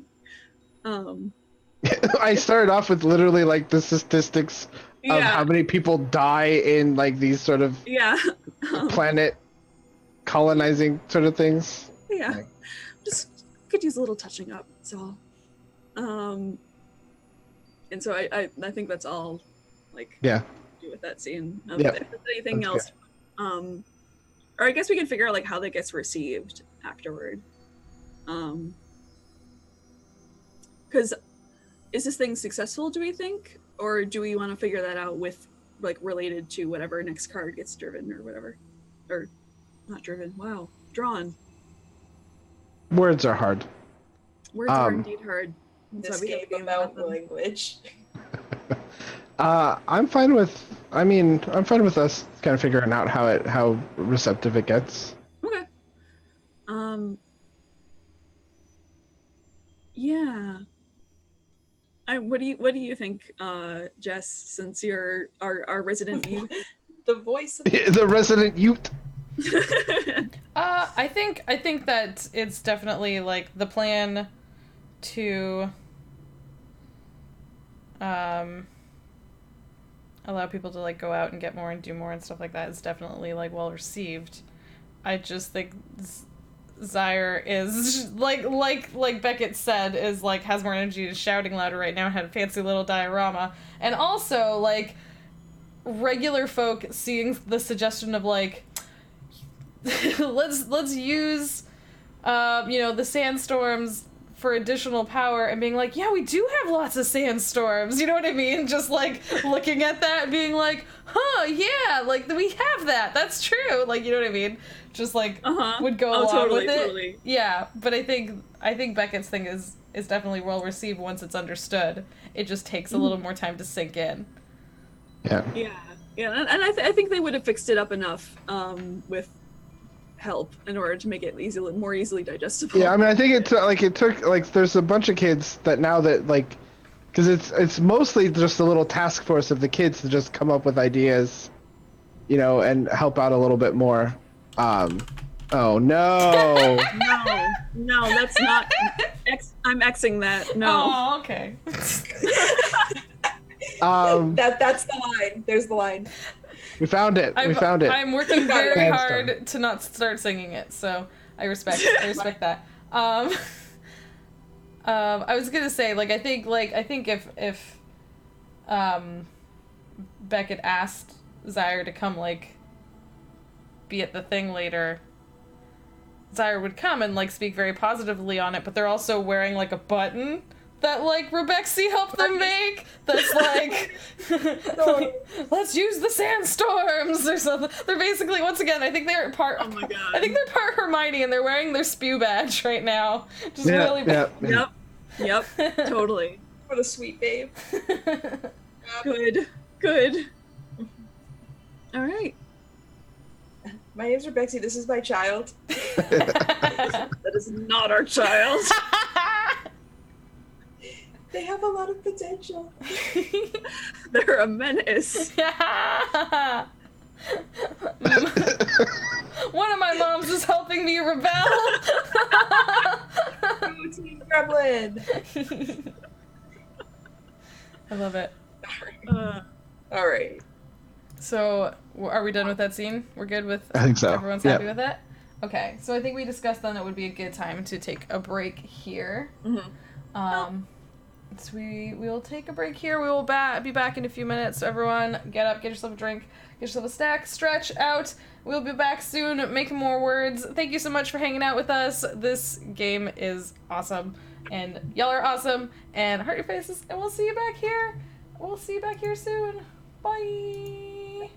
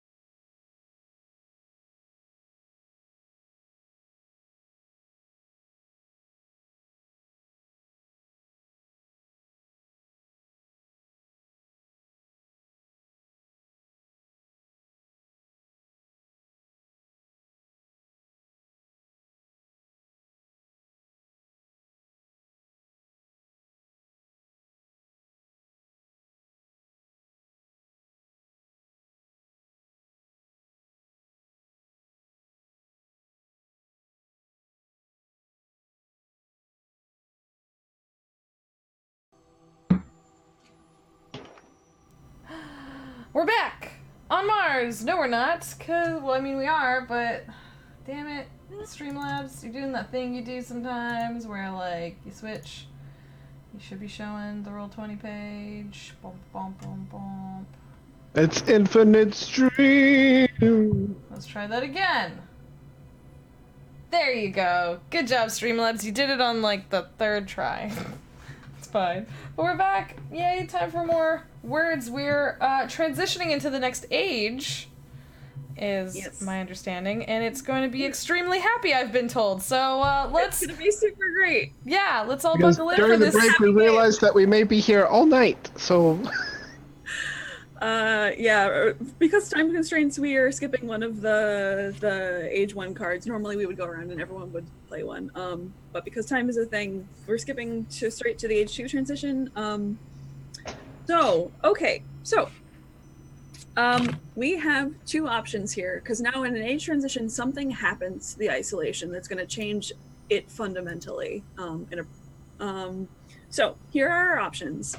For age 2, it's an event to foreshadow the end of the isolation. If it's something that finds its way into conversation, all conversation, and is impossible to ignore. And here are our options. First, we find something buried in the red sands far away from the outpost. It's from Earth, but it clearly wasn't meant for us. An advanced supply drop. This can only mean one thing: a second force is on the way. As we look through the supply crate, tensions mount. What do we find, and why are we so afraid?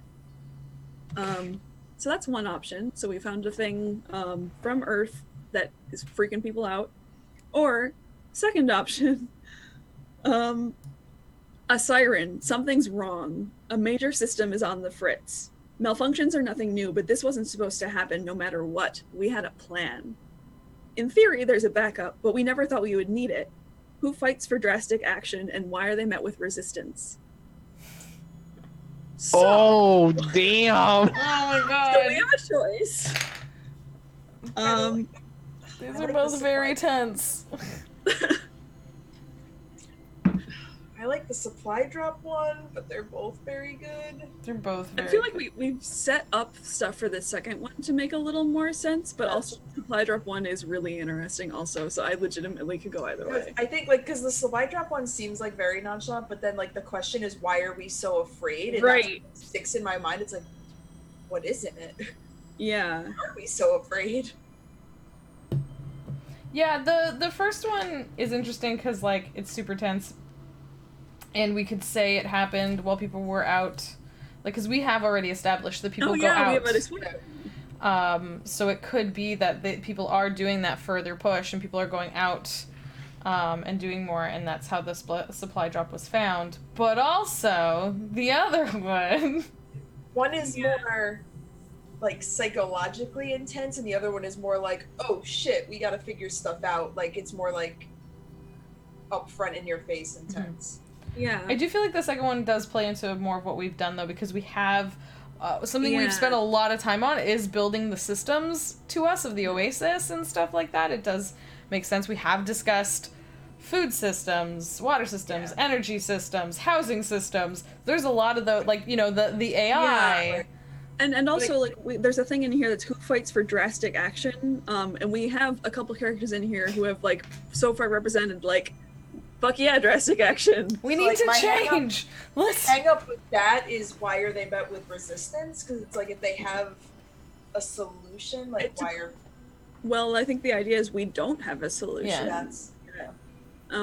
And I think I guess that depends on what the drastic action is. Right. Because if the drastic action is like we have to repurpose half of the Oasis, that's, I guess that could work maybe, but that's not great. Yeah. Like, because I think with the characters we have like our tired science dad, who's like going to take the very like grounded approach to this probably, but also maybe the one that isn't quite as thinking outside the box and maybe isn't actually enough. Oh, it hurts him to think that people see him like that, but that is what he is. He just doesn't see it enough. And then we have, you know, our young genius upstart who doesn't know the Oasis as well in terms of like the fundamental science upon which it was built.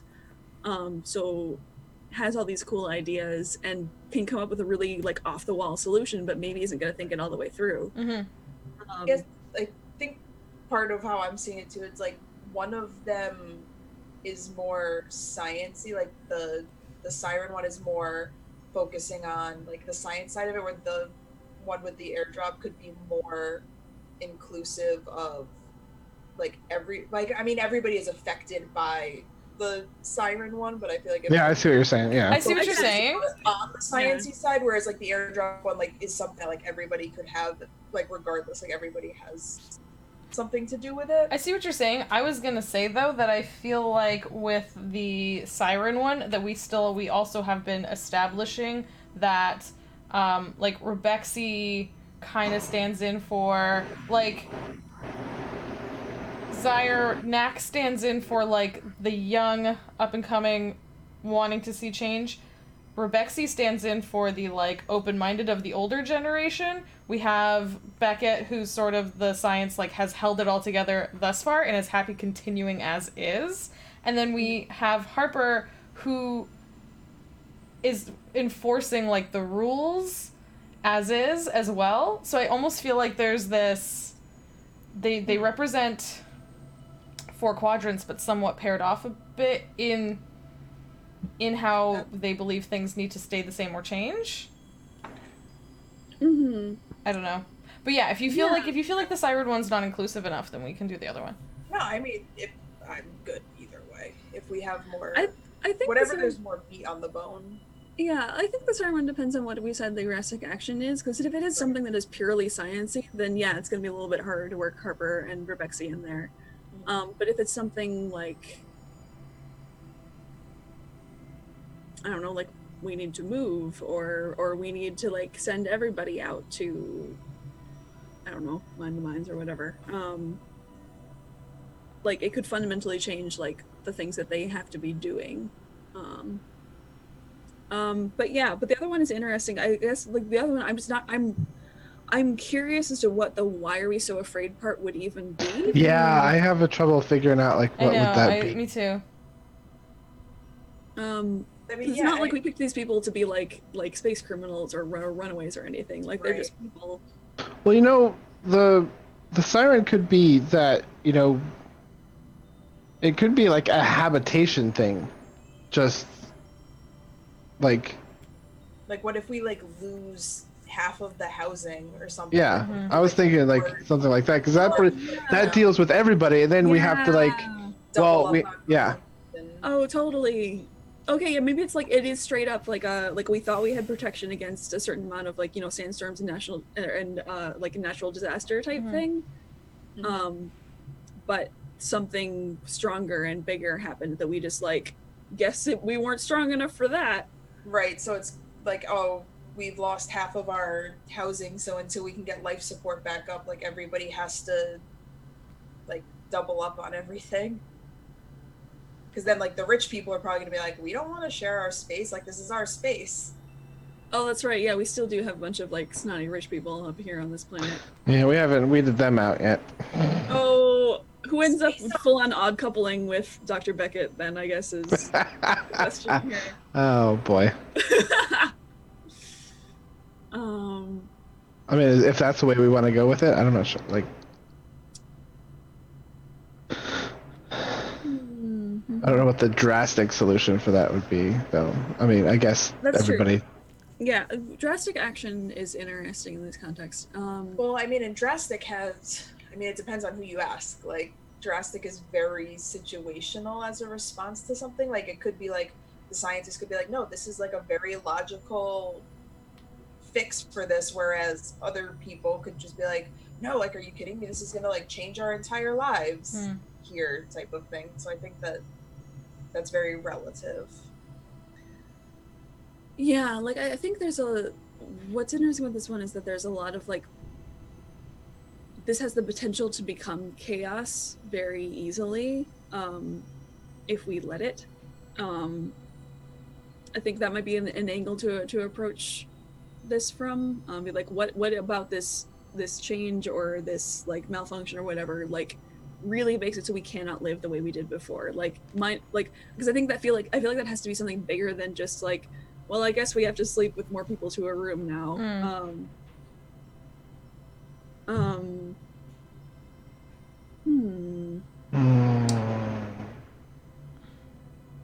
Or what was... I'm going back to the title page to see what we have. Or I mean, could it be... I'm trying to think, like, is there something with the AI that we can... I was literally wondering if there was something with the AI too. Like we have to like unhinge the AI or something so that she has full reign on everything. Like is like I don't know. Yeah. What if there's like that could be an interesting moral quandary of like, do we like lift some of the restrictions on the AI that are there like for like anyone for literally anyone who's ever read a sci-fi novel reasons. Yep. Yeah. But it's like the only way to like save half of this, like the only way to like save the Oasis is if we like to lift the restrictions on the AI and let them take over and like run things. Yeah, when you were reading out the Siren one and saying that someone has to say something drastic, I was literally thinking like of Zyra being like, we need to give the AI full consciousness and like. Oh yes, I didn't even. I forgot about the AI completely. We have to give Maya full consciousness and like, whereas like maybe remove all like permissioning restrictions. She's the only one that can save it. Like, I didn't mean to cut you off, Jess. Go ahead. No, it's okay. I was just gonna say, like, maybe previously, you know, there's like one computer or one shutdown or one like place that she was mostly located. We have to send her out so that she is like almost multiple consciousnesses through the Oasis and through the system, and like we actually have to let her evolve too. And that's why I feel like Zyra would be like so into that, because like Zyra has been saying, like, they have been on about how like we have to grow, we have to evolve, we can't keep being with whatever you were on Earth. That doesn't matter here because we're not on Earth anymore. So what if it is that we experience a sandstorm that has been like nothing we've ever seen before, and it throws our power system into like we need the AI to control, like, because we can't make the calculations and the changes and all that stuff. Yeah, no, that's good. Yeah, like we can't keep on it because some of us are too old. Yep. And like it's like, there's so much fine control in all these systems now that we can't. Yeah. Because one way like computers have been, like a lot of the new systems of computers that we do nowadays have been like expressed as like different to me, is like you can fit any question into a computer and it can answer it. Like it's so easy for a computer to come up with an answer, whether it's like a numerical one or finding an answer that exists. It's harder for a computer to ask a question. You know what I mean? So we have to allow it that expansion. And like you're saying, Dustin, where you're saying like, the like we've always fed it the questions, we've always fed it the like here's our surround, this is what's happening, blah blah. We need to open it up to allow it to ask itself the question, analyze the systems itself, and then both ask and answer things, which is so much more complete. Yeah. And like you said before, we've kept it compartmentalized, so it doesn't know what other, like, and now we just, because we kind of kept it just central in the Oasis part, because that's what we needed to focus on. So like, and now we need, life support's flipping out over here, but we still need the Oasis, like, you need to see everywhere. Right. It's like we need the life support, we need to make sure that the generators are running. And so we tap it into everything. Including communications, because that won't be bad. Yeah. Okay. So our I think backup is fully actualizing our AI. Yes. Okay. Oh, that's really. We're doing the sci-fi trope we know we shouldn't do. Love it. The thing that like never goes wrong ever. So the age transitions, there's a different one for each age, and we are now on one of these two possible tracks. So I'm looking at this and I know what happens after this. So we're gonna be be fine, y'all. I'm so happy and so excited right now. Scary airdrop. And it's never. Oh, scary AI. The only way this is it gonna could be be more fascinating. trippy. Always do the scary. Always do the scary AI. If the only way it could be more tropey is if one of us was in love with it. I mean, I am spending an awful lot of time with it at the moment. Oh no, you're cheating on your wife with your robot wife! OT3! We could OG3 it, although like with how we've been kind of like building the how the Oasis has kind of been evolving, I feel like Rebexy and Harper are gonna have a fight at some point. It might be a significant one. We'll see. It'll be fine. It'll be fine. I really love this actually actualizing the AI thing though. This is good content. Let's do This it. is good content. This is Because what you we, shouldn't. This is what we needed to okay. be doing. So just to finalize this question, who fights for drastic action and why are they met with resistance? Why are they met with resistance? Everyone has read a fucking sci-fi book at some point. Yeah, no, Beckett's like, are I've you never crazy? read one. I've never read one. I didn't come from a planet that has them. I was like, nothing possibly can go wrong. This is the only thing we can do. And the rest of us are just like, okay, HAL 2000, go ahead and take down the firewall. Interestingly, I think actually Harper is kind of on the side of Zyra on this one, because like an AI follows rules. And clearly it has better judgment than anyone else here. Oh man, I went from like Rebexy backing me up to now like Harper is backing me up. Heck yeah. Yeah, no, that just occurred to me. I think she actually would be more in favor of this plan because like the AI it's not as fallible as people are. And because also like people are not following the rules of the pact, and that was really a basic thing we all agreed on. Oh my god, I could just end up seeing Harper becoming an AI. Oh boy. Meanwhile, Beckett's just like, no, like, the problem is that we need the coldness calculated with our emotions. Like, you can't just make blind decisions without understanding how it affects, like, unleashing an AI. It will decide things irrational. It could decide that we're all the threat and destroy us. We don't know. It's a risk we'll have to take. Like, we just have to live, guys. Whatever it takes. Just let's stay alive. If you scientists can't do it, then this is our only option. So it's like, I vote with my wife. I have a question. That's my wife.gift. Bye-bye. My wife. When the ages change, is there a general time period that is supposed to have occurred? Is there like it's however long we think it makes sense to be. So like we can also we can pick up after this thing has changed as far in the future or as immediately after as we want to. Yeah. Like, because Rebexy's just that John Mulaney gift. That's my wife. Because I was gonna say. Yes, Julius, there has. Oh my god. It's fine. This is gonna be different than that. This is super gonna be different from that. It's always gonna be different. That's what they say. This time. This time, it'll be different. So, all right, we've done it. Yeah, do we just move on? Yeah, we just move on to cards from there, right? Now that we've established that this is the thing that has happened. This is the thing. That's the thing that happened. Okay. So, Jess, did you want to do one?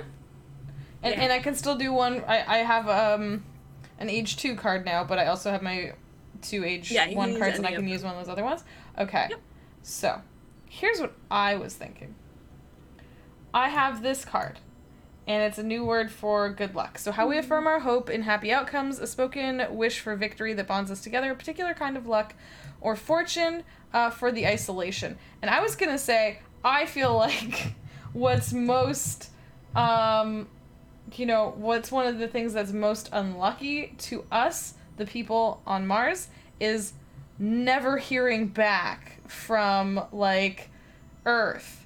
So I feel like good luck would be something like hope to hear from you again, but some variation on that. It's the hope that you don't disappear forever, or the hope that you actually, do you know what I mean? That you're okay. I'm not sure. Yeah. I think it would be some sort No, of... I like that, yeah. Time It's the type hope of- for further communication. Whether that's, you know, like whether. TTYL. Yeah. Teetle. Teal. I don't know if it's like, yeah. Something with like. Something with comms for communication, or. Yeah, well, yeah, like, like, what's Or.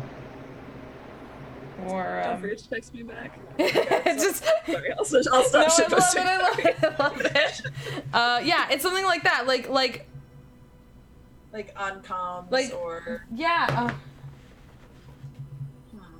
I can definitely see like it like becoming like a really shortened version of a phrase like that becomes a totally separate dissounding word. Well, like, cause you were saying TTYL and stuff like that, and I was like, yeah, so something like HTHFY, which is like hope to hear from you, Oh yeah, or something yeah. like that, and it's literally something you say to as every time someone goes out on like the dune buggy, where they could go out into Mars and die, and you never hear from them again. yeah. It's literally like HTHFY. Okay, so in my mind that just says hefty. Yeah. But you know what I mean? Something like, it doesn't have to be that exact thing, but something along those lines. well, okay, so how I like that one, like, so HT HT Just HT. Hope to hear from you. Yeah, but we can like how would people shorten that into something that like it naturally flows out of like in conversation? Yeah, just like Yeah, you were saying like hefty.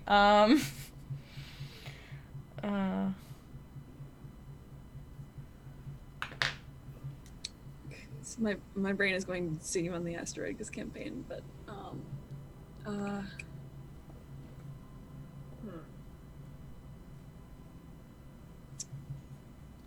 I mean, is this so? Okay, so I guess backing up, what kind of part of speech is this? Is this like legitimately just like a word that people or a phrase that people say like exactly replacing "hope to hear from you" or?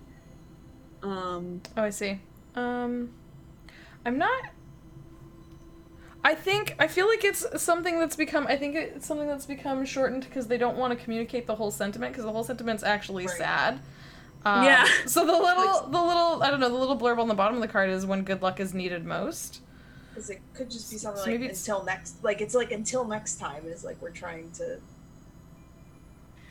Yeah, It's like, I like the because with what you were getting at with hope to hear from Yeah. you, like you were trying to get at like the connection to our lost connection, like Yeah. through communicate through comms, like with Earth, right? Yeah. Yeah. Because that's a big thing. That's a big thing that happened. Like, it's Yeah. really important to us, the forgotten about colony on Mars, or the lonely, isolated colony on Mars, is that we never heard back from Earth. I just like my brain just went to like I'm still stuck on the hefty thing because that is like the closest like to pronounceable that is, and like stay hefty. I'm like Well, it's like what about something like I'm just making sure it's not something first. I would say like hear you on comms. Could be like HUOC or something like along those lines, like something like that. Like I kind of like that, and the mention of communications. or like keep the line open. Like not actually meaning like literally like keep your comms open, but just like keep the line open as in like good luck, keep that line open. Yeah. yeah, because like I see it as something. It's like like somebody's going out for like a really long expedition, so it's like this is what you would say to them like as they're leaving. Yeah, and you're saying it, and once again, I think an element of it. I would be like, An element of it is that we live in a very dangerous scenario, and we have you been don't want to come isolated. out and say like, "Hey, hope you don't die." Exactly. Right. So something like you're saying with like the comms or the keep the line open is this very nice open way of saying it where it is something they should do, keeping the lines open for communication, but it's also something that you're saying to insinuate like Yeah, like I feel like keep the line open like also means like Like, keep your chin up lines. and, Yeah. and like all of that like good. I feel like that's the sort of thing like you would say like while slapping someone on the back. Yeah. Yeah. Like go get him, Tiger. Yeah, keep the line open, buddy. Yeah, Yeah. I like you got this. Keep the line open. Yeah. but it started from this like very sad, very literal like please actually keep your comms open. I don't like know if you're about to die, but now it just like keep the line open, buddy. Yeah, that's what I mean. Yeah. Like I wanted to be at least a nod to the fact that people going out can die every time, and also we didn't keep communications with our planet. Yeah, that feels like this. I could totally see that like naturally evolving over however many years. Yeah. So where would that go in terms of? Oh yeah, what aspect? The Earth is dying. Probably. Because probably. It's literally based on the fact that we lost that. We lost our connection to Earth. Is where this word and this term came from. So do I just take one of these? Put a new card like in that second. I think there's one right next to Earth is Dying that says example language. Okay, so just rename that one. Yeah.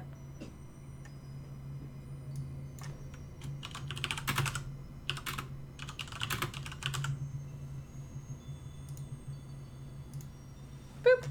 Oh, we didn't evolve an aspect. Oh shit! Yeah, that's a thing we do. I forgot about that. I'm like, because we're supposed to drag aspects into. Thank you. Yep, I totally missed that part. Okay, so real fast, gonna backtrack a little bit. When we entered the age transition, we have to evolve one of our aspects. Okay,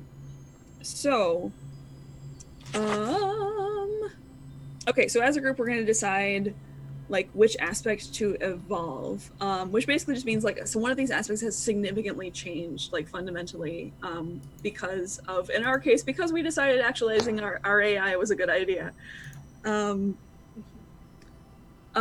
So we discuss how the age transition has brought about a change in this aspect and decide on its replacement. So which one of these has this changed? And this is like fundamental to our community type stuff. Like the Pact or the Oasis would be my. Well, I was thinking like The Oasis might make more sense. Go ahead. I think like the Oasis, there's a lot of stuff that's now run by Mai. Yeah. And so like the Oasis is a very different, like we all kind of answer to what she needs. Yeah. Like if there's stuff that she can't do, like we're there being guided by Mai. Yeah. Yeah, and they're probably like small changes that like Mai has been making things probably a little bit more efficient, so there are probably some things like that are just different now because they just are. Yeah. Okay. Which I feel in a long term will change the social, the pact too, because. Yep. It also in the notes on evolving aspects section, there's also a note in here just like each game comes with one core conceit, and don't forget it, the isolation is going to end. So have your characters struggle against or have the characters fight, but remember that their fate is sealed. Oh, fun. It's a fun little tidbit I thought I would share. That's great news. Chin up. It's fine. Chin up. You're totally the isolation is doomed. It doesn't necessarily mean that the people within it are doomed. Very fair. Yeah, we just won't be isolated anymore, one way or another. Yeah, we're just all gonna assimilate into the AI. It's fine. Yeah. I'm joking. Hopefully that will happen. I'm joking. Hopefully. Well, yeah. I don't know. It depends. Okay, so yeah. So what do we want to call like? How do we evolve the Oasis? We literally could just put down here like the Oasis plus Mai, honestly. Yeah. Because this isn't something that we need to like use in conversation a whole lot as a word. We just need to know that it changed. So now we move all the other aspects toward. It's now just the AISIS. Hey. So I'm gonna. I'll take care of that. So let's move this No. This guy also comes here. The Greys, Birdman, the Greys. That's 100% one of the things that came to my mind too. Okay. Oh, I think actually this stays. Wait, hang on. I can read. So some things move in and some things stay out? It says here, so all aspects in the current, or move the other aspects into the upcoming age. All aspects in the current age, except for the one that was just evolved, remain part of the community. Leave the language items where they are. Okay, yes. All right, so now this is correct. So the Oasis is still in the first age because that's where it was created, or that's where that became a thing. And all of our words are there because that's when they got, they started to exist. Now we are in age 2, and all of our aspects are current. And we have to keep the line open in age 2. Okay, yeah, we're all set. Cool. Okay. Okay. Yeah, back to your regularly scheduled. Yes, thank you for that, Megan. I totally forgot about that. All right, so now our scene? What's our Is that what scene? we were? Oh yeah, for keep the line open.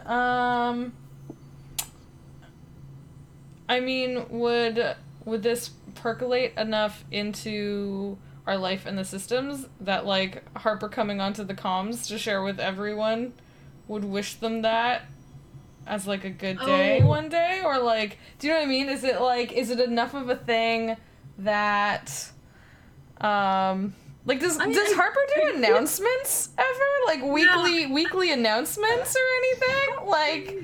Like I had the idea like she sends out like a digital newsletter, but I do think like now that now that Mai is everywhere, like Harper can just transmit like whatever probably now. So there probably is like a weekly announcement. Because also just like I do think Harper has gotten a little bit more like intrusive in the whole like you can ignore an email, you cannot ignore an audio announcement. Yeah. So I do think like she gives like updates or like that sort of thing weekly, and then every missive ends with keep the line open. But I don't think that works for our scene prompt though. Okay. That sounds like a very specific thing. Okay. What are rules? I know, but I'm just saying like if we have room for more RP, then Harper does an announcement, I guess. Right. I mean, it seems like maybe the Oasis Expeditionary Force or whatever has to like go out more often now. Mm-hmm. Oh yeah. Oh, what if specifically my like requests something that we normally don't go out and get, and because it like the risk used to be calculated as like it's too dangerous, like the human risks are too high, but it would be really cool if we had X thing. Well, yeah. And so Maya's like, no, we need this. Like, you need this. Like the risk is worth it or something. It's like, oh, there's a 60% chance of survival, and that is that's a good enough. Yeah, that's a good enough chance.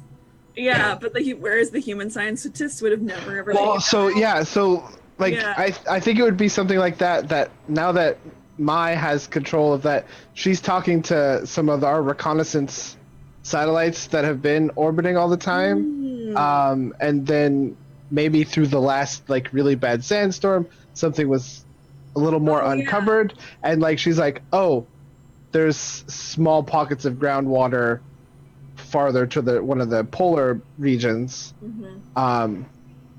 We need that. Like, we were actually having a minor leak that no one really noticed, but it's actually was quite substantial, and I fixed it. But we're gonna need water, like, because we're basically kind of a closed system in that, and like, I need to make an expansion here, and we need a thing. Yeah.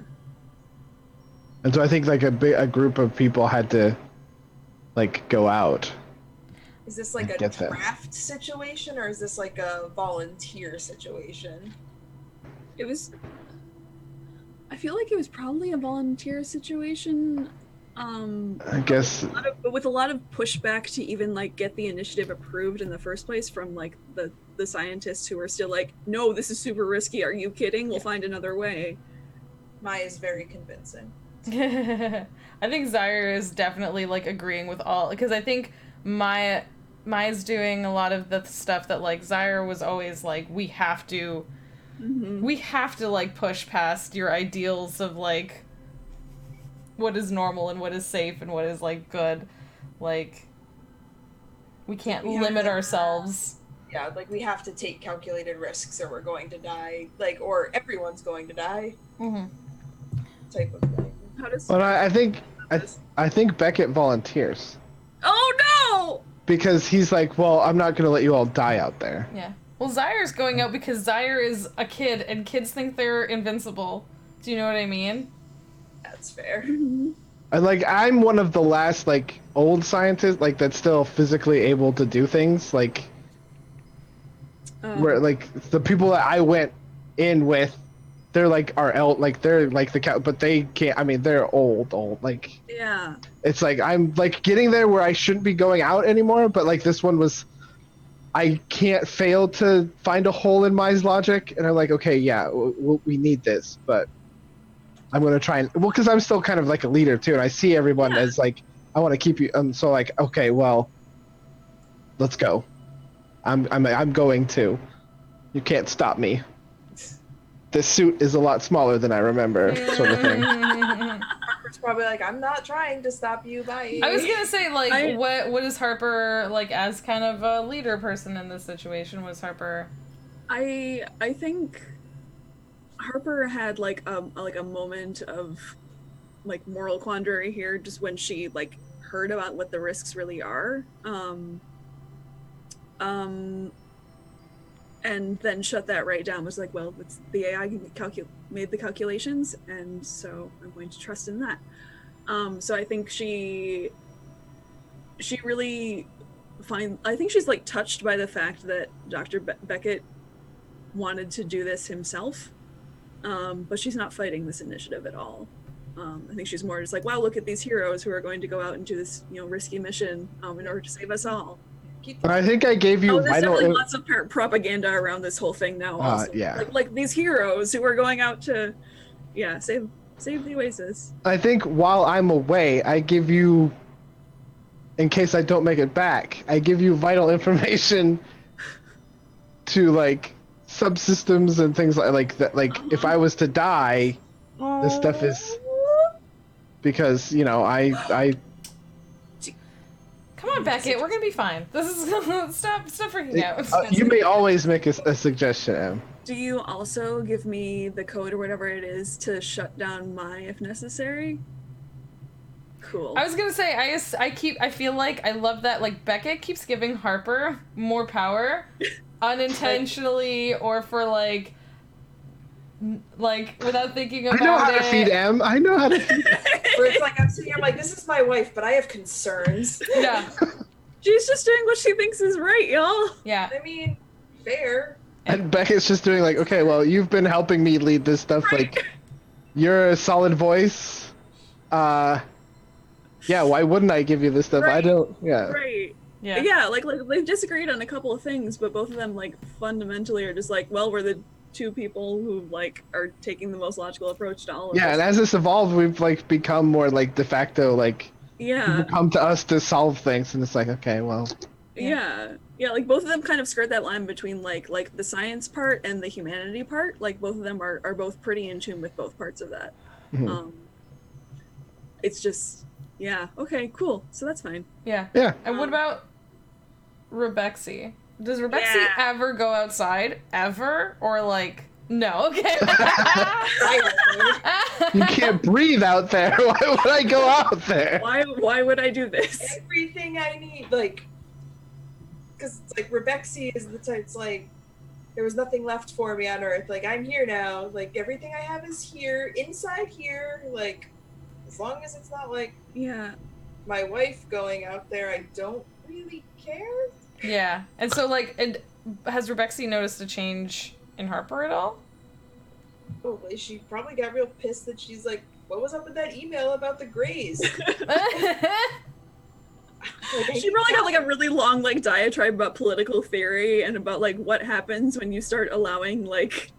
and then she's probably like, all right, I'm gonna go to bed. I'll see you there. Yeah. Be like, Yeah. I love you, but I can't right now. I love you, but you're doing that thing again, and I can't right now. Fair. I do wonder, like, so what is Rebexy's like function, like, when things have gotten scary? Have people started like flocking more to Rebexy now as like our resident like artsy person and the Yeah, I person who think probably she's knows the like most big- stories and like She's all like of that? making a lot of like keep calm and carry on posters. Like legally Keep calm, just keep the line open. like, yeah, keep calm and keep the line open. Huh? They're everywhere. Oh, that's so good. Oh my God. I want that on a shirt now. Like legit, So, keep the line open. I might just like use from now on. God. Yeah, I like to keep the line open. So I think it's like stuff like that. Like I assume Harper's kind of just like, listen, like morale's getting kind of iffy. Like, is there anything you can do? And I think like she's doing a lot of like everything's fine propaganda like, stuff. Uh-huh. Because I think it's like I think like Rebexy just wants to do like Rebexy just feels, she doesn't so much think. And I think it's like if Harper tells her like this is what the people like this is what people need is to like be comforted and like feel better, Yeah. then Rebexy's gonna do what she thinks is going to help people feel Yeah. comfortable. So yeah, I think it's a lot of like there is no war in Bossing Say propaganda, like a lot of Do not just, fear like, the keep AI. calm. The AI is benevolent. Yeah, like do not fear the AI. Like my The lines are open. Like, Oh. my keeps the lines open. Like Yeah. just like a lot of like everything is fine stuff.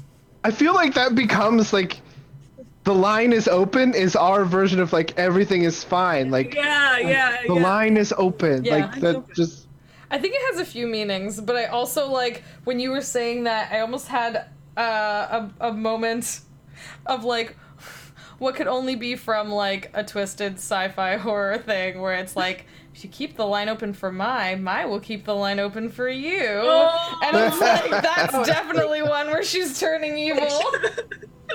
I say like yeah, like Rebexy I think that's where like she puts a lot of her energy is into just like doing this, believing that it'll make people Mhm. happier. Mm-hmm.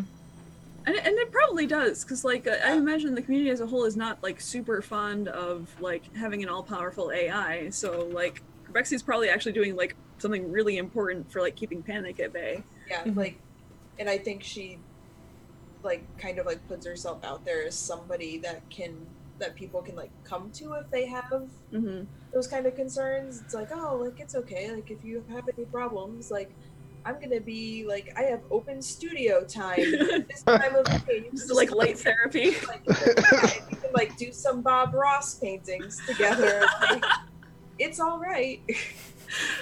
Wine and it's our paint happy nights, it's our those, happy little like- isolation. Yeah, but I think it's yeah, like she's a feeler, not a thinker. That's literally how she calmed Harper down actually during our Starcross game. So I think she probably actually does do that. It's just like okay, we're just gonna paint for a while. Like it's okay. Amazing. That's. Yeah. Oh no! Now that me. Amazing. Like, No. She's not Cool. naive, but she's just more emotion driven. Mm-hmm. Okay. All right. So, So then is this? all right. The scene is. Is it Harper and Rebexy sending like in the group that's sending off Zyre and Yeah. Beckett, or Yeah, like I don't know that we even didn't necessarily need Yeah, to yeah. dive into this. I think it literally Yeah, just I think we kind of did. Okay. Like Yeah. keep the line open. Like okay, good. Yeah. salute. We definitely have established that we all know what it means. Yeah. We've established a lot of meanings and a lot of like. Yeah, and so I think the scene really is pretty just hard off that one. is just like a cut of the buggies going off, and then you just hear Harper's voice Oh yeah. through the inner, like just keep the line open, Uh-huh. and it just as we go off into the dust over the Yeah. And then on everyone's like monitors, some of Rebecca's art that's like "Stay calm and keep the line open" pops up. Yeah. Oh, yeah. None of this is not creepy. And We're becoming so messed up, and I love it. yeah.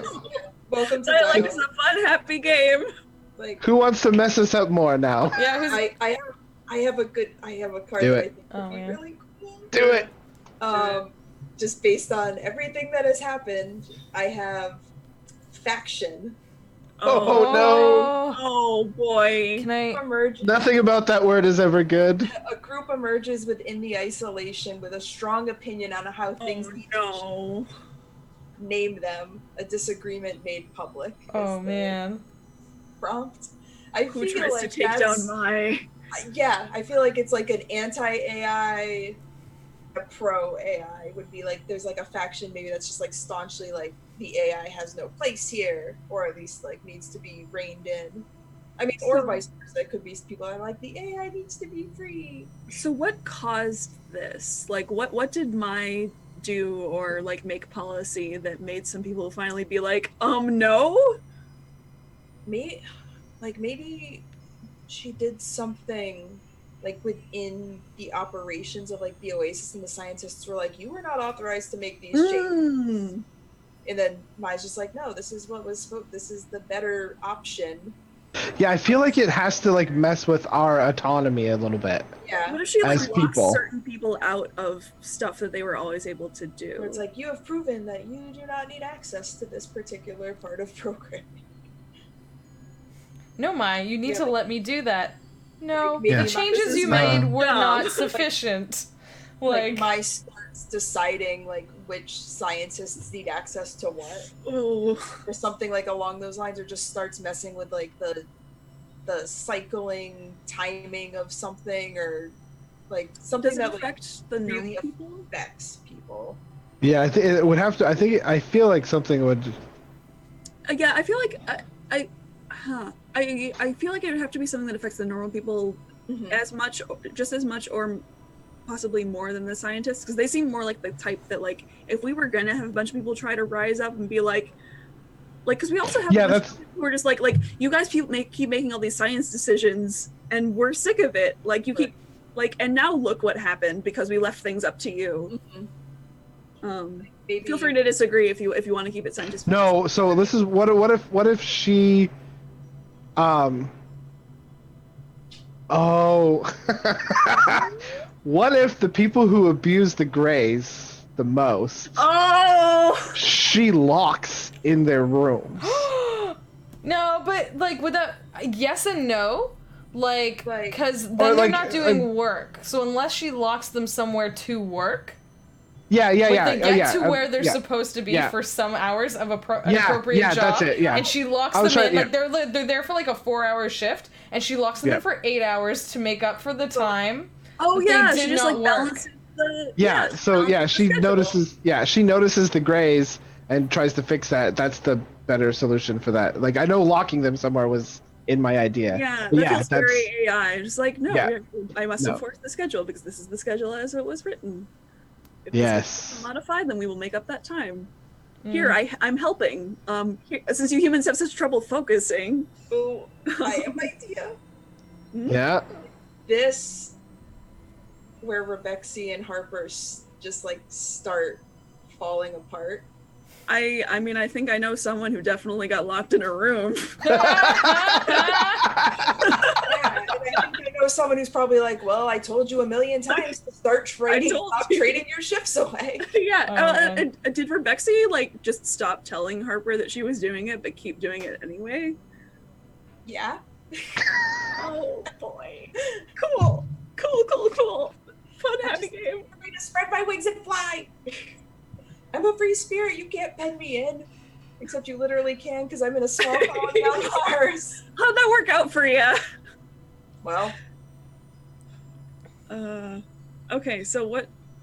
so Yeah, so Okay, it's so got- going back to the card. so yeah, what it's the name of the faction, and I like it's got to be something. My freaking trash brain just goes. It's like mind, like MAI, be like trying to think of like clever wordplay. Let me something that's like my acronym again. Mars Artificial Intelligence. Yeah. Not MAI. my AI. Oh my god, yes! That's the propaganda that Rebexy makes. I'm gonna go away now. Don't you dare. Don't you dare. Okay, so I feel like we need a more easily usable word for the faction, but not my AI is absolutely on every single poster. Yeah.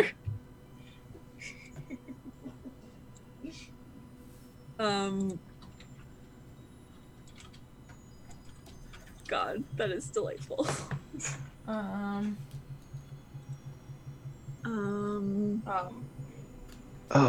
let's see. Let's see. Is it some like I want to play with some form of mind, like open-minded, like. You want to still be letters for something? You want to still be No, not necessarily. Like I'm trying to think of something that like differentiates. That's more like human focused or like organic consciousness focused. Oh, okay. Well, so not like versus, the people against. Yeah, like people against AI. The people for the removal of. What is it that they want exactly? Because if they get rid of our whole isolation. No, I think it's not that they want to get rid of I think it's that they want they want her back in a box. Mm-hmm. Whereas before, like she was in a very she had access, to everything, but it was on she had very limited power. Right. So they took the lid off of her box and she went everywhere. Something now it's more like just pen her back in. Something about Pandora. I was gonna. Something like because we let her out of her box. Like reining in, or I'm gonna make this hand motion until my brain puts a word into my head that I need. I like the Pandora angle a lot. But Pandora opened the box. I close the box. So it's like the reminder. Yeah. So you want to close the box? Something like the closers. That's not. The closers. The closers. Well, okay, so maybe there's a. This sounds like a job for thesaurus.com. Well, also, since this is going to be something that has to be like usable in language, like in language, maybe there's like, is there an action that they take that then becomes associated with that faction in particular? Do they have a specific form of protest or? Yeah. Like how do they act on this? Like how are they actively resisting when Mai can watch everything they're doing? They have like there's code. Yeah, like is there something that everyone has that allows my access to them? There's cameras. What if it's like Letterman or something? Because like they just go back to like writing letters instead of like doing everything like analog. The manuals, like they do everything manually, or like like what is like remotely manually something that plays off of the physicality of doing stuff, like doing stuff in like meat space versus digital it's like space. analog. So like analog. The tangerines, because I'm going off of tangible. The tangerines.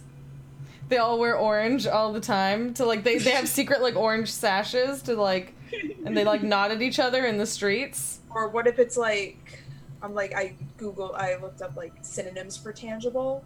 And there's some good ones, like actual is kind of cool. Like the actuals. Manifest was another cool one that popped out to me. Like something like that. Something like that's like, no, like we're trying to go offline. Not like. But like there should be some degree of separation kind of thing. Right. Like the time, like they use timetables that are like on whiteboards now, not Yeah, through like- the system. Yeah, Yeah, like they have that- physical calendars as opposed to digital ones. They won't use like Google calendars. They'll only use like their Yeah. physical little like stationaries. Like my can't lock me in a room because I didn't follow my schedule if she doesn't know my schedule. It was like the return to the way it was, like returners or like. Well, like the Oh. manifest, like would it be something instead of manifesting destiny or manifesting physicality or well, because man always like also for manual like something with. No. Let's see. Go back to- Recoil? That's kind of cool. Foil is a very like visceral kind of like reaction Yeah. word though, which Retreat, revert. the restoration. Restore, yeah. Restoration. Hang on 1 second. Is that a cat scratching on a door? The restoration, that's not bad. That's good. Because that's very much like, let's go back to the way things were. Yeah. So like maybe like people like start like grumbling about being like unhappy about this kitty.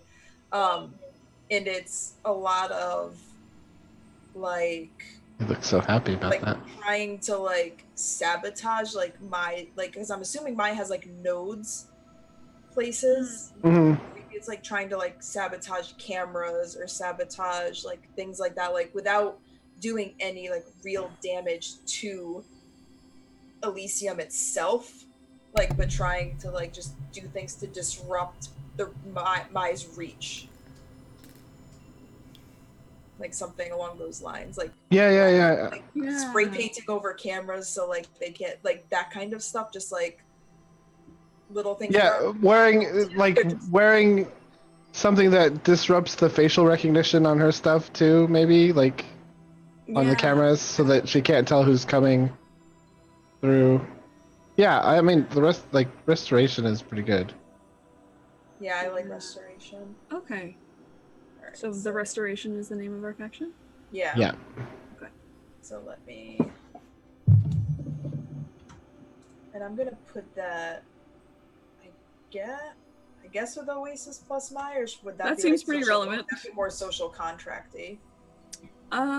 I feel like it might screw with the social contract later, but it Okay. feels very my Oasis-y because Okay. it's literally Mhm. about mine.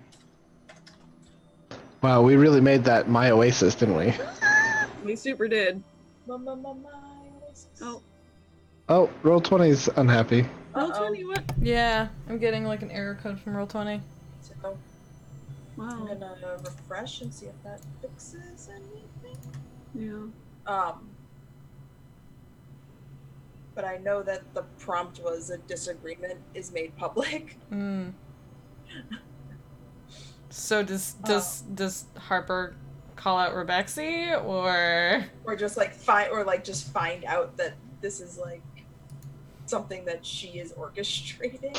Yeah. Maybe not like fully orchestrating, but something that she has a hand in. Yeah.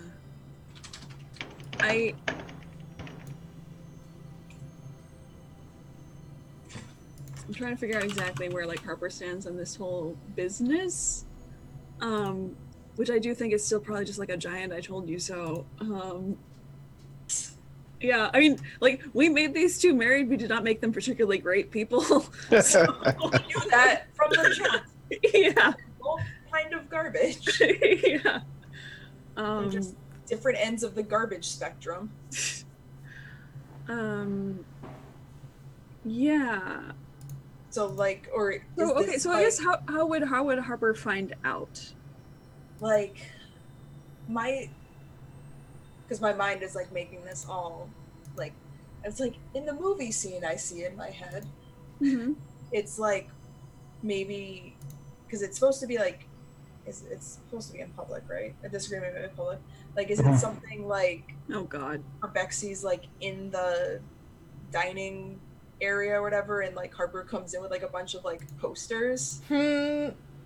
like a bunch of like restoration posters, and, like tosses them Oh. down. It's like, this is you, isn't it? Uh-huh. Oh man. Oh. Care to explain this? Yeah. Oh, absolutely. She is like full on like yeah, so the scene starts with like Harper walking, like she was running late to the dining hall or whatever, and walks past like a kiosk or something that has one of these posters on it, and almost walks past, and then like it catches her eye. That doesn't say keep calm and keep the line open. No. And walks up to it and stares at it for a second. And then her expression just twists and she rips the poster down and starts walking very, very fast towards the dining hall. Ugh, now I'm scared. I shouldn't have done this.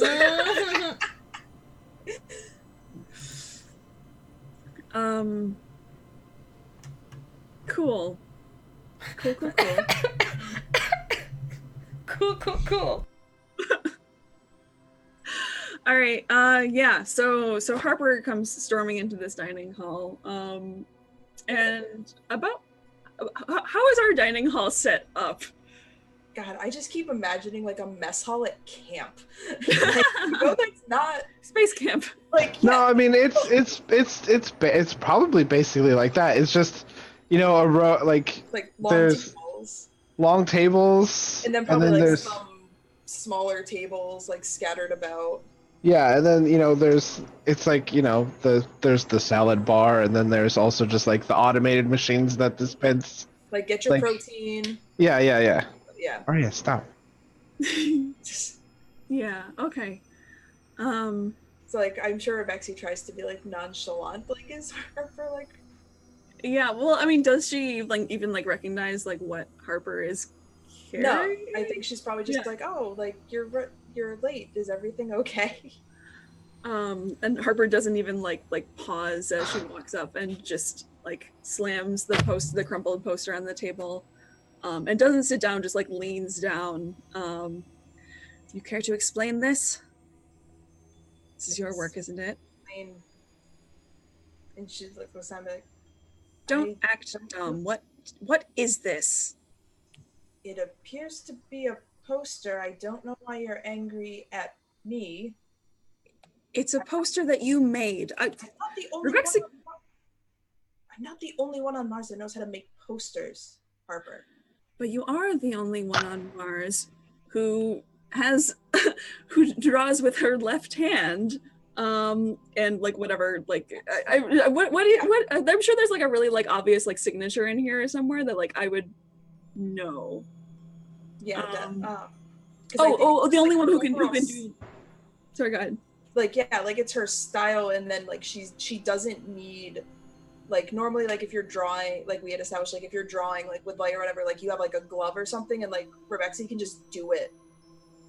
Okay, without yeah. any So this is equipment, probably like a makes it happen. yeah. So this is probably like a. But you are the only artist on Mars who can do a three-dimensional spread in 5 colors in one motion, in one stroke, like this right here.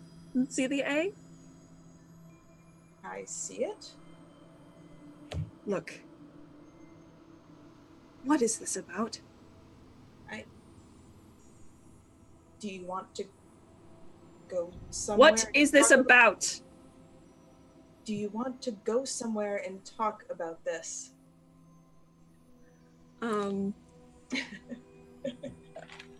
You know, how many people are staring at this table right now? Beckett's distributing his protein, and he has stopped paying attention to how full his bowl is. It's just pouring.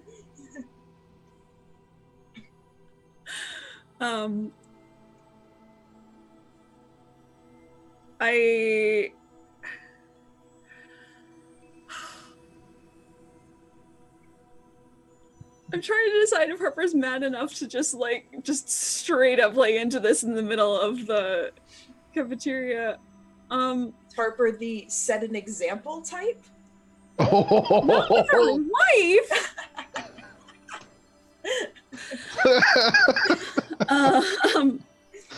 Oh,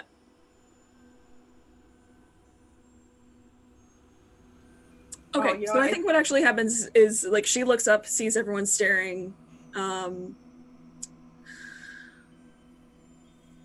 and leaves the poster kind of crumpled on the table, looks Rebecca straight in the eyes and just says, I thought you were smarter than this. Sorry, I have some work to do tonight. Don't wait up. And Harper? I just turn and leave. What the fuck? I think. And I think I head back to the communications office. Yeah, and, I think that I'm chasing you down. Oh, okay. I'm not done. Okay. And I think, like, if you're like, Becca's gonna like storm in after you and like slam the door behind. Be like, I may not be as smart as you, but that's no excuse to treat me like a child. If you don't want to be treated like a child, then maybe consider not acting like one. And I bring up the schedules on like the panel like that Maya can see, where I just show off like all the times when you've been skipping like out on like boring chores and stuff.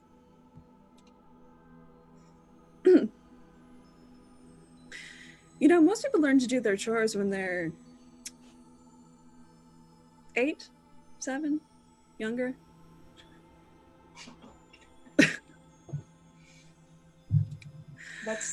This isn't about chores. Is it? This is about free. Like, we can't live like this. It's the only way we can live. Have you not been paying attention? Maya's been saving our lives. By controlling every aspect of it, do we not get any freedom to decide? Would you? It's not all numbers, Harper. These are people who feel things and need to do things for them. It's not just numbers you throw into an equation. At a certain point, sacrifices need to be made so that we can all keep this place functioning. There's no one out there coming to help us. This is it. Every mistake we make could be our last. And the only person here who has a track record of 0 mistakes, and again, pointing at this like schedule full of like, you know, playing hooky essentially, is Mai. So until something changes to change my mind, I'm going to listen to the only one here with any sense. And so should you. I'm your wife. Doesn't my opinion mean anything to you? Don't you see what this is doing to us, to you? You're not a robot. I just want you to be safe. I just want all of us to be safe. It's not that easy. No, it's not. And I'm sorry this is hard. But it's for the best. Now, please leave me alone. I have work to do. Fine. I'll leave you alone for as long as you want to be left alone. And I'm just gonna leave. Cool. Fun, happy game. I mean, I'm your friends, y'all. Yeah. Love you lots. Oh man! I don't like it when my moms fight. Only fight like this with people you care about. Yep. Makes it easier to laugh when you're done. Yeah. I only yell at people I love in game. Totally fine. Mm-hmm.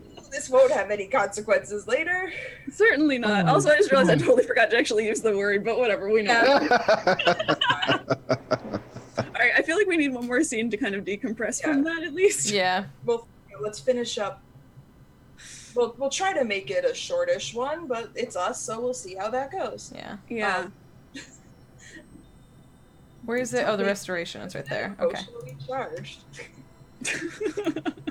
Oh, I forgot to draw another. Oh boy. Jesus. Sorry, Where's that? That's a fun one. Can we pull out deck 3? Yeah, pull one out of deck 3 if you. Where? You go into the decks, which is over in like the macros tab next to settings. And there should be. You can probably show the H3. Oh, yep. Sure. So I'm gonna make H1 go away, and I'm gonna make H2 go away. Oh, hi Norman. Sorry. Chat. Oh. These things happen. It's fine. Just happy times with an AI-controlled Mars base. It's totally fine. It's going really, really well, you guys. That's so great. Happily married for 6 days, just having a bit of a tiff. They're having a spot of trouble in their relationship. Can I just say I love the world we're building, and like, if it wasn't for our time restraints, I would like keep wanting to like just. I know, like there's so much you can do with this. Yeah. But yeah, all right. Let's have another card. Let's bring this mood back up. Yeah, bring the mood back up, and also get more good like Zyre and Beckett content. Yeah. Okay, so who wants to go next? Yeah, I literally just realized I hadn't pulled another second age card, and I needed to pull that, so I'm looking at my new one. Yeah, let's not. I don't have any. Like, I literally have a card that's called Sadness. So I don't think we want me playing. Let's go with. Oh, I didn't mention this before. By the way, just in case like this comes up, obviously I really don't think it should right now. But there are rules in Dialect for what to do if your character dies. Ah! Anyway. Well, because you're playing through different ages. Do people ever play far enough, like, generation gaps that they have to play? Because you've played games where you played different characters, right? I thought I remembered you saying that one time. I don't think. Oh, I thought the game at PAX U had multiple generations. But no. I must have misunderstood. Well, it took place over a long time. But like. So like Dialect, like you can have these ages take as long or as short as you want them to. So I could absolutely see how you could play more than one character in this. I personally. That would be kind of fun. But yeah. Fun, yeah. Alright, so let's not do Sadness. Okay, so let's not do Sadness. I have expletive, which could be fun. Yeah. Oh, that could be fun. Although like the scene prompt for it is a moment we'll later regret. So. All right, what else do we have? Environmental feature, which has the prompt "a dangerous climb." That feels very Zyre and Beckett-y. Oh, what if we never really found out what happened to your expedition? Maybe this is like this is that expedition, maybe? Oh yeah, we could do that. Yeah, because okay, so environmental feature, a distinct feature of the environment, be it natural or man-made, has gained profound meaning for the isolation, and the prompt is a dangerous climb. Ours is literally very hilly. Yeah. So It has its ups and downs. Okay, so obviously like the tower, maybe where my sent you is like this place that is like very like visible from the isolation, but none of us have ever gone there. Mm-hmm. We just call it like the tower or the citadel. Citadel sounds a little more like significant, so maybe we call it that. As Megan and I look at each other. I'm like, give me those Mass Effect feels. Okay, never mind. Then we're gonna make it something that's unconnected to whatever other game. So then the tower? The tower? Yeah, the tower, or the, nope, I was gonna say the spire, but that's a thing. Nope, but yeah. I have a question. I have a card that says, like, it says a word that says action underneath in brackets. Mm-hmm. Is that, because none of the other cards I've ever had that. Is that very, very different from one of the... They're pretty different. They're basically just like, those are cards that you use. You don't make a new word necessarily. You use them on a word that's already on the table. Oh, okay. But it still plays out the same as any other one. Like there's the scene prompt, and you go through and make, like, evolve that word or make a new one or whatever. Just follow the card. Okay. Sorry. Yeah. No. All good. Okay. So I think. We have our word, we have our thing, the tower. I guess I'm gonna put that on. Where do I even put that? I mean, I guess like it's probably significant to the isolation in the sense that like it represents like it's probably something that it is so tall that like it's not this, or it's just very alien. It's very much not something you would see on Earth for whatever reason. So I think it the isolation, we can see it from the inside at the Oasis. It really represents like how scary the outside is, how unknown it is, how tiny we are. Yeah, we can't just wander all over this world like you can on Earth. Yeah. It's not like I'm just gonna walk. As much fun as that, I would love to be able to do that. Yeah. Like literally me as a person. Yeah, like you can't just look out your window and be like, I'm gonna go there. I'm just gonna walk to that. Yeah, exactly. You can't just like, you can see it, but you can't just go there. Yeah, it's just all these things we stare at a lot outside. Yeah. And it's just like, what's that look like? I think I'm actually gonna connect that to Earth is Dying. I was gonna say, because it goes along the lines of Yeah, I was gonna say go to Earth is Dying, because... Yeah. Alright, then I'll do that. Like, because even, like, our ability to just wander out, like, that's part of, like, what, you know, a lot of us who were born on Earth, you know, that freedom of being able to just wander around. Yeah, what's that like? Yeah, without a suit on? Oh, yeah. What's that even like?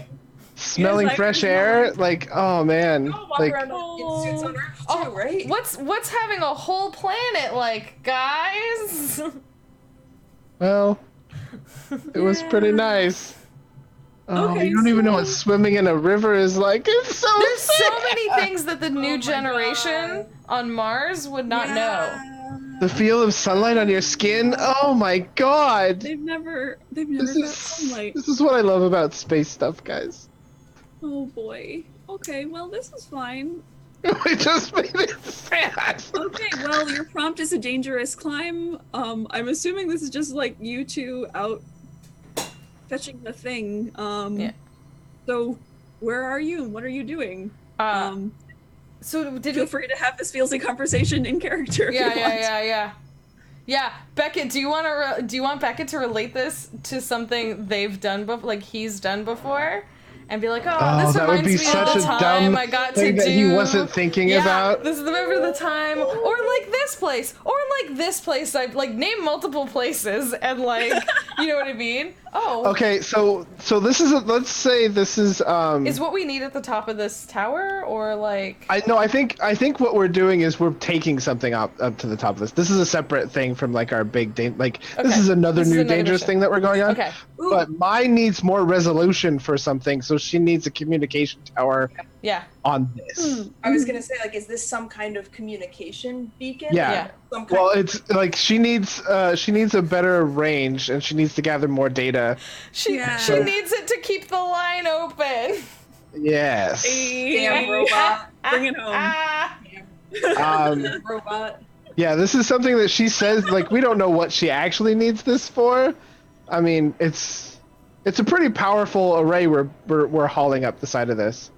And I think there's a part where we're just doing, like, we had to do a little bit of, like, free climbing on this one section. Because mostly we've been able to kind of traverse it fairly okay in sort of like a zigzag up. But there's a couple parts where we have to free climb a little bit. And I think we've just gotten done with the small amount of free climbing that we had to do, and we're kind of sitting and like taking a break because I mean you're ready to keep going, but I'm old and I need to catch my breath a little bit. But you and I have gone on a couple of these excursions. Yeah, I feel like Beckett probably didn't like go out too much before. No. But then like now they're going out like a little more. He's going out a little more. Yeah, and so I think I think he's trying to like kind of groom you a little bit in just some of the because he's given up. I think Zaire's so ready to do any like physical exploration like. And I think we're sitting there kind of with our feet dangling over the thing that we just free climbed, and we're looking out and we can see Elysium, and the dim light from the tiny thing that is the sun. And I think I just kind of like look at you as I'm sucking from the hydration pipe in my helmet. And I'm just like,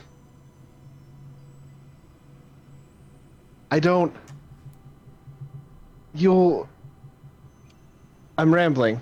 I'm sorry, but like. I mean, you have to have said something first to be rambling. That's fair, my understanding. Fair.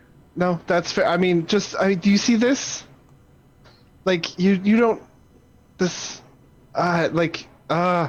this reminds me of home. Well, old home. Like, I used to free climb a lot, actually. I was just thinking, as we're sitting here, that you've never experienced any of this without a suit on. Nope.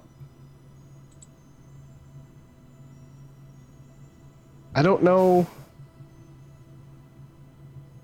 Like, there's nothing we can tell. We can tell you all these stories about Earth, but this is your home.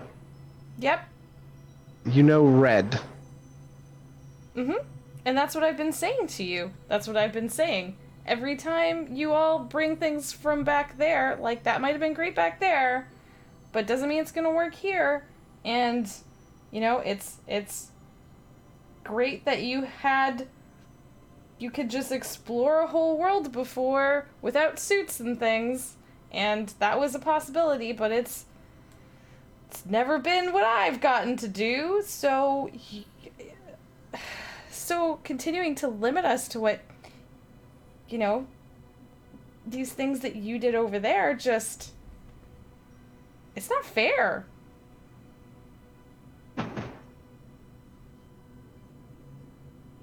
You know, can you promise me one thing? You have to tell me what it is first. Okay, well, I don't want you to say anything to anyone about what I'm about to say. What are you about to say? I think you might be right. No, I'll have to tell people that. I'm just sitting here, looking out at this. It's kind of a new perspective. I do like a nudge, because Beckett tells dad jokes. No? That didn't land either? You know, you'll appreciate these when you're older. I mean, you say that, but I'm the I know oldest it. I've ever been right now, and I don't appreciate it right now. So Yeah, wait till you're my age. I hope you get to see my age. I really do.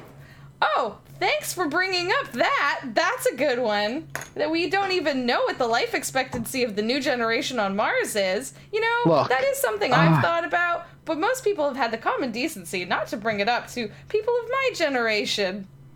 So, you know, thanks. Well, I'm Beckett. just saying that Now I I'm don't definitely think... telling people you told me No. that I was right. No, that's fair. That's fair, Zyra. That's fair. You know, when you're old and you've been breathing as heavily as I have, your brain doesn't function all that well. I hope you know how to lug all this stuff up to the top by yourself. I'm just I kind saying of figured I had to do that anyway. Okay, kid. I'm just saying you got the raw end of a deal here. Yeah. But I think you're right that we should listen to you guys more. Because Yeah. this is what you know. Yeah, you We should absolutely still should. listen. This is Okay. You agree so easily. But what about there's still some stuff I could teach you. disagree?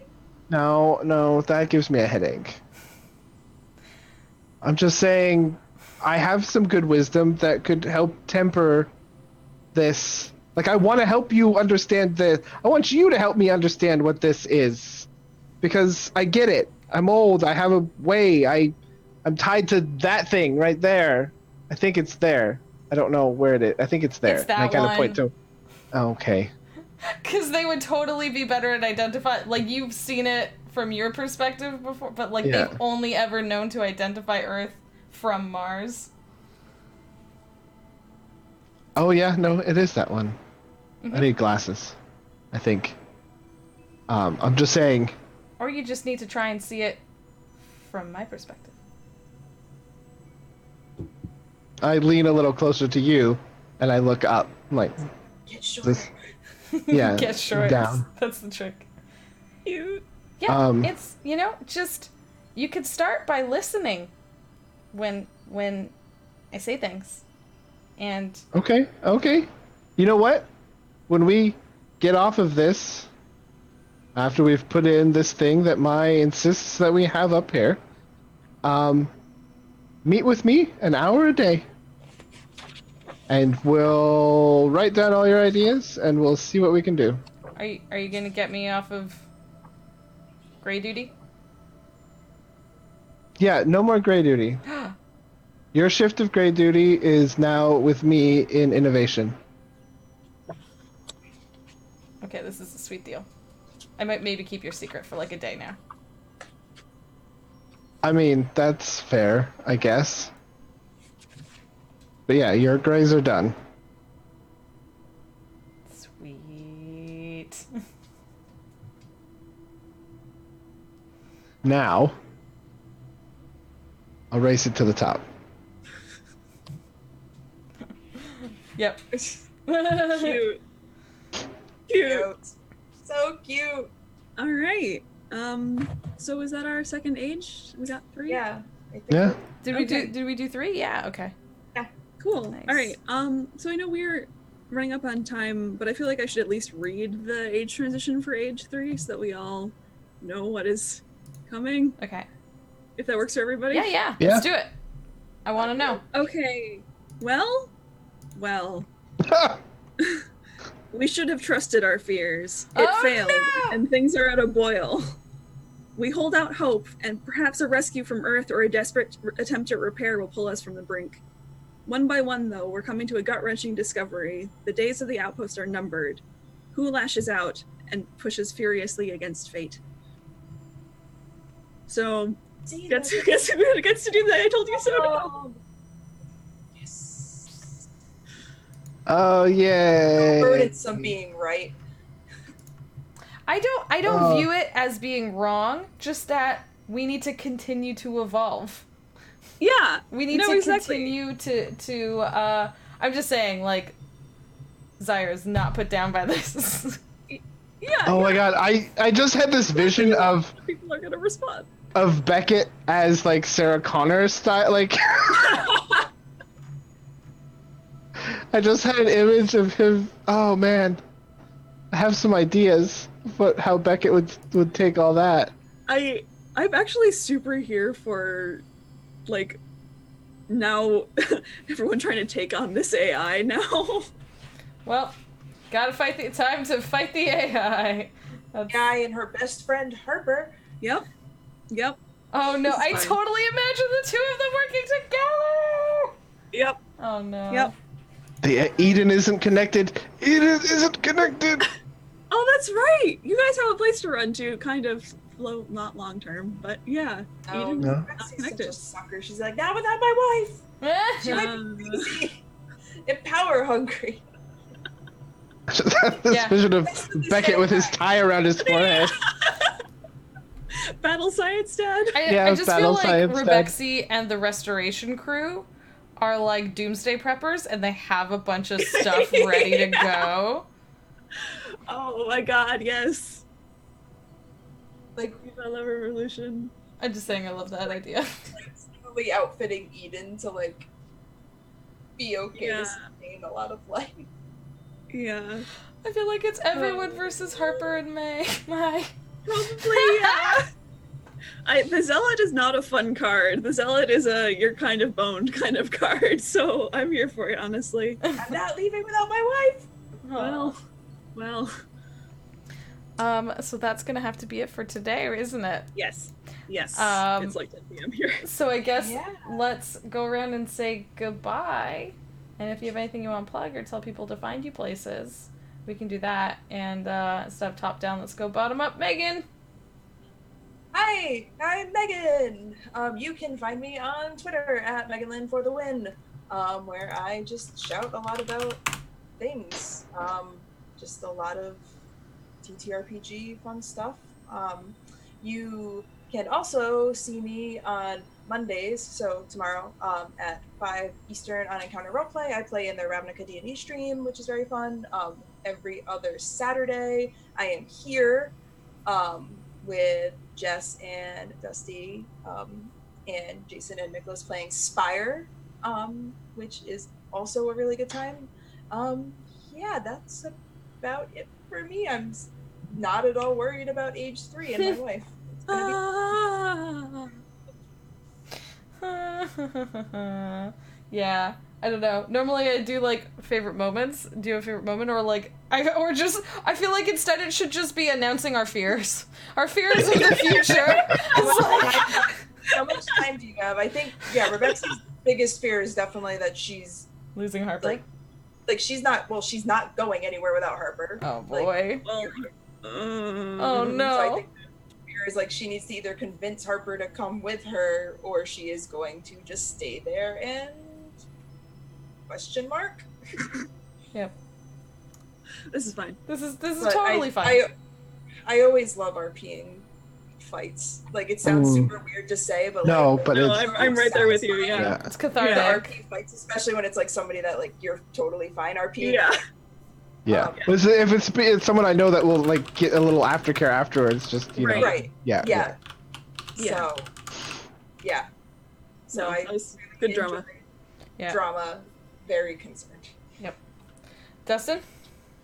Hi everyone, it's me, Dusty at GeoNerd. I play games on this channel a lot.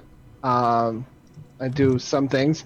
You can check me out on this channel on Friday, July 12th, 13th. 12th. You got it. No, I did get it. It's the 12th. Thank you, Jess. No problem. I will be running a Tal'Dorei one-shot to help raise some funds for the Critter TO meetup, Toronto meetup. So I have a good group of people coming in there for that. Jess is one of them. Yeah, I'll be running some interesting stuff for that. Mm-hmm. And I think that's the next game that is happening with me, aside from all the other stuff that happens on this channel, so follow this channel. M? Hi, yeah, so, gosh, well, my name's M, Addie Trevor on Twitter, where I just yell about RPG stuff and stuff, and occasionally draw stuff and stuff. You can find me mostly there. Occasionally, I am on at Little Cup of Joe's Twitch channel for Omar High School Ghost Club. There's Monster of the Week game she runs every third Friday of the month. But yeah, I just fear. Just fear. I don't know what's going to happen to Harper, and I knew this is going to be bad, but God. Yeah, I forgot to say my fear, but my fear is just that, like, Beckett's gonna lose all these people. No. Beckett doesn't want all these people to die. Yeah, like, there was a second during this where I, like, when we were going through the first stage, I was like, oh, well, maybe things will actually, like, you know, be relatively okay. Maybe I won't need to go full, like, zealot here. Maybe the cards just won't be in the cards. And then age 2 happened. Yeah. Summer child. There was a lot of, like, good, cute, fun stuff happening. Yeah, like, I love, like, all the characters and, like, all, like, the little, like, moments and dynamics that they had a whole lot. And then plot happened. Mm-hmm. I love it. And then we unshackled an AI. Yeah, that's fine. But yeah, I also really enjoyed that fight, Megahn. Thank you for that. That was a good fight. I enjoyed it very much. I like that you thought it was over and Megahn chased you down. You think you can get the last word? No. I don't think so. I am an adult and we will fight like adults. Oh man, some of the things that were said back and forth, I was like, oh no, my heart. Oh, I can't handle it. My heart. So good. It's fine. But it's fine. Yeah, thank you all so much for playing this. I'm loving this game, and I love this world, and I love these characters, and I want to keep playing with them, and I, like, honestly could keep listening, like, keep coming up with, like, world stuff with you guys and listening to y'all roleplay fights, and, like, I could just, like, eat that up. It's so good. But yeah, I'm Jess. This is my channel. Hit follow if you haven't already. Thank you so much for being here. We play lots of different games, lots more TTRPGs on the channel all the time, as well as some like video games and stuff, hold events and stuff like that. Tomorrow, aside from the regular Monday chill Stardew stream we do, we're going to be playing my game, Our Lady, for the first time ever on stream. And we've made Roll20 assets for it and everything, so it's kind of fancy and stuff now. Wow. Yeah, that's happening. And then doing Fall of Magic on Tuesday, like Dustin said. Not this weekend, next weekend is a Toronto Critter meetup, so Dustin will be running a Tal'Dorei one-shot for that, and I'll be allowing people to spook me in spooky games the day before that as well. But it's all good, and so happy to have all of you here, and thank you so much for hanging out with us tonight, and thank you all for playing. And this is awesome, and we'll see you all later. Have a good night, everyone. Bye! Bye! Bye! Bye!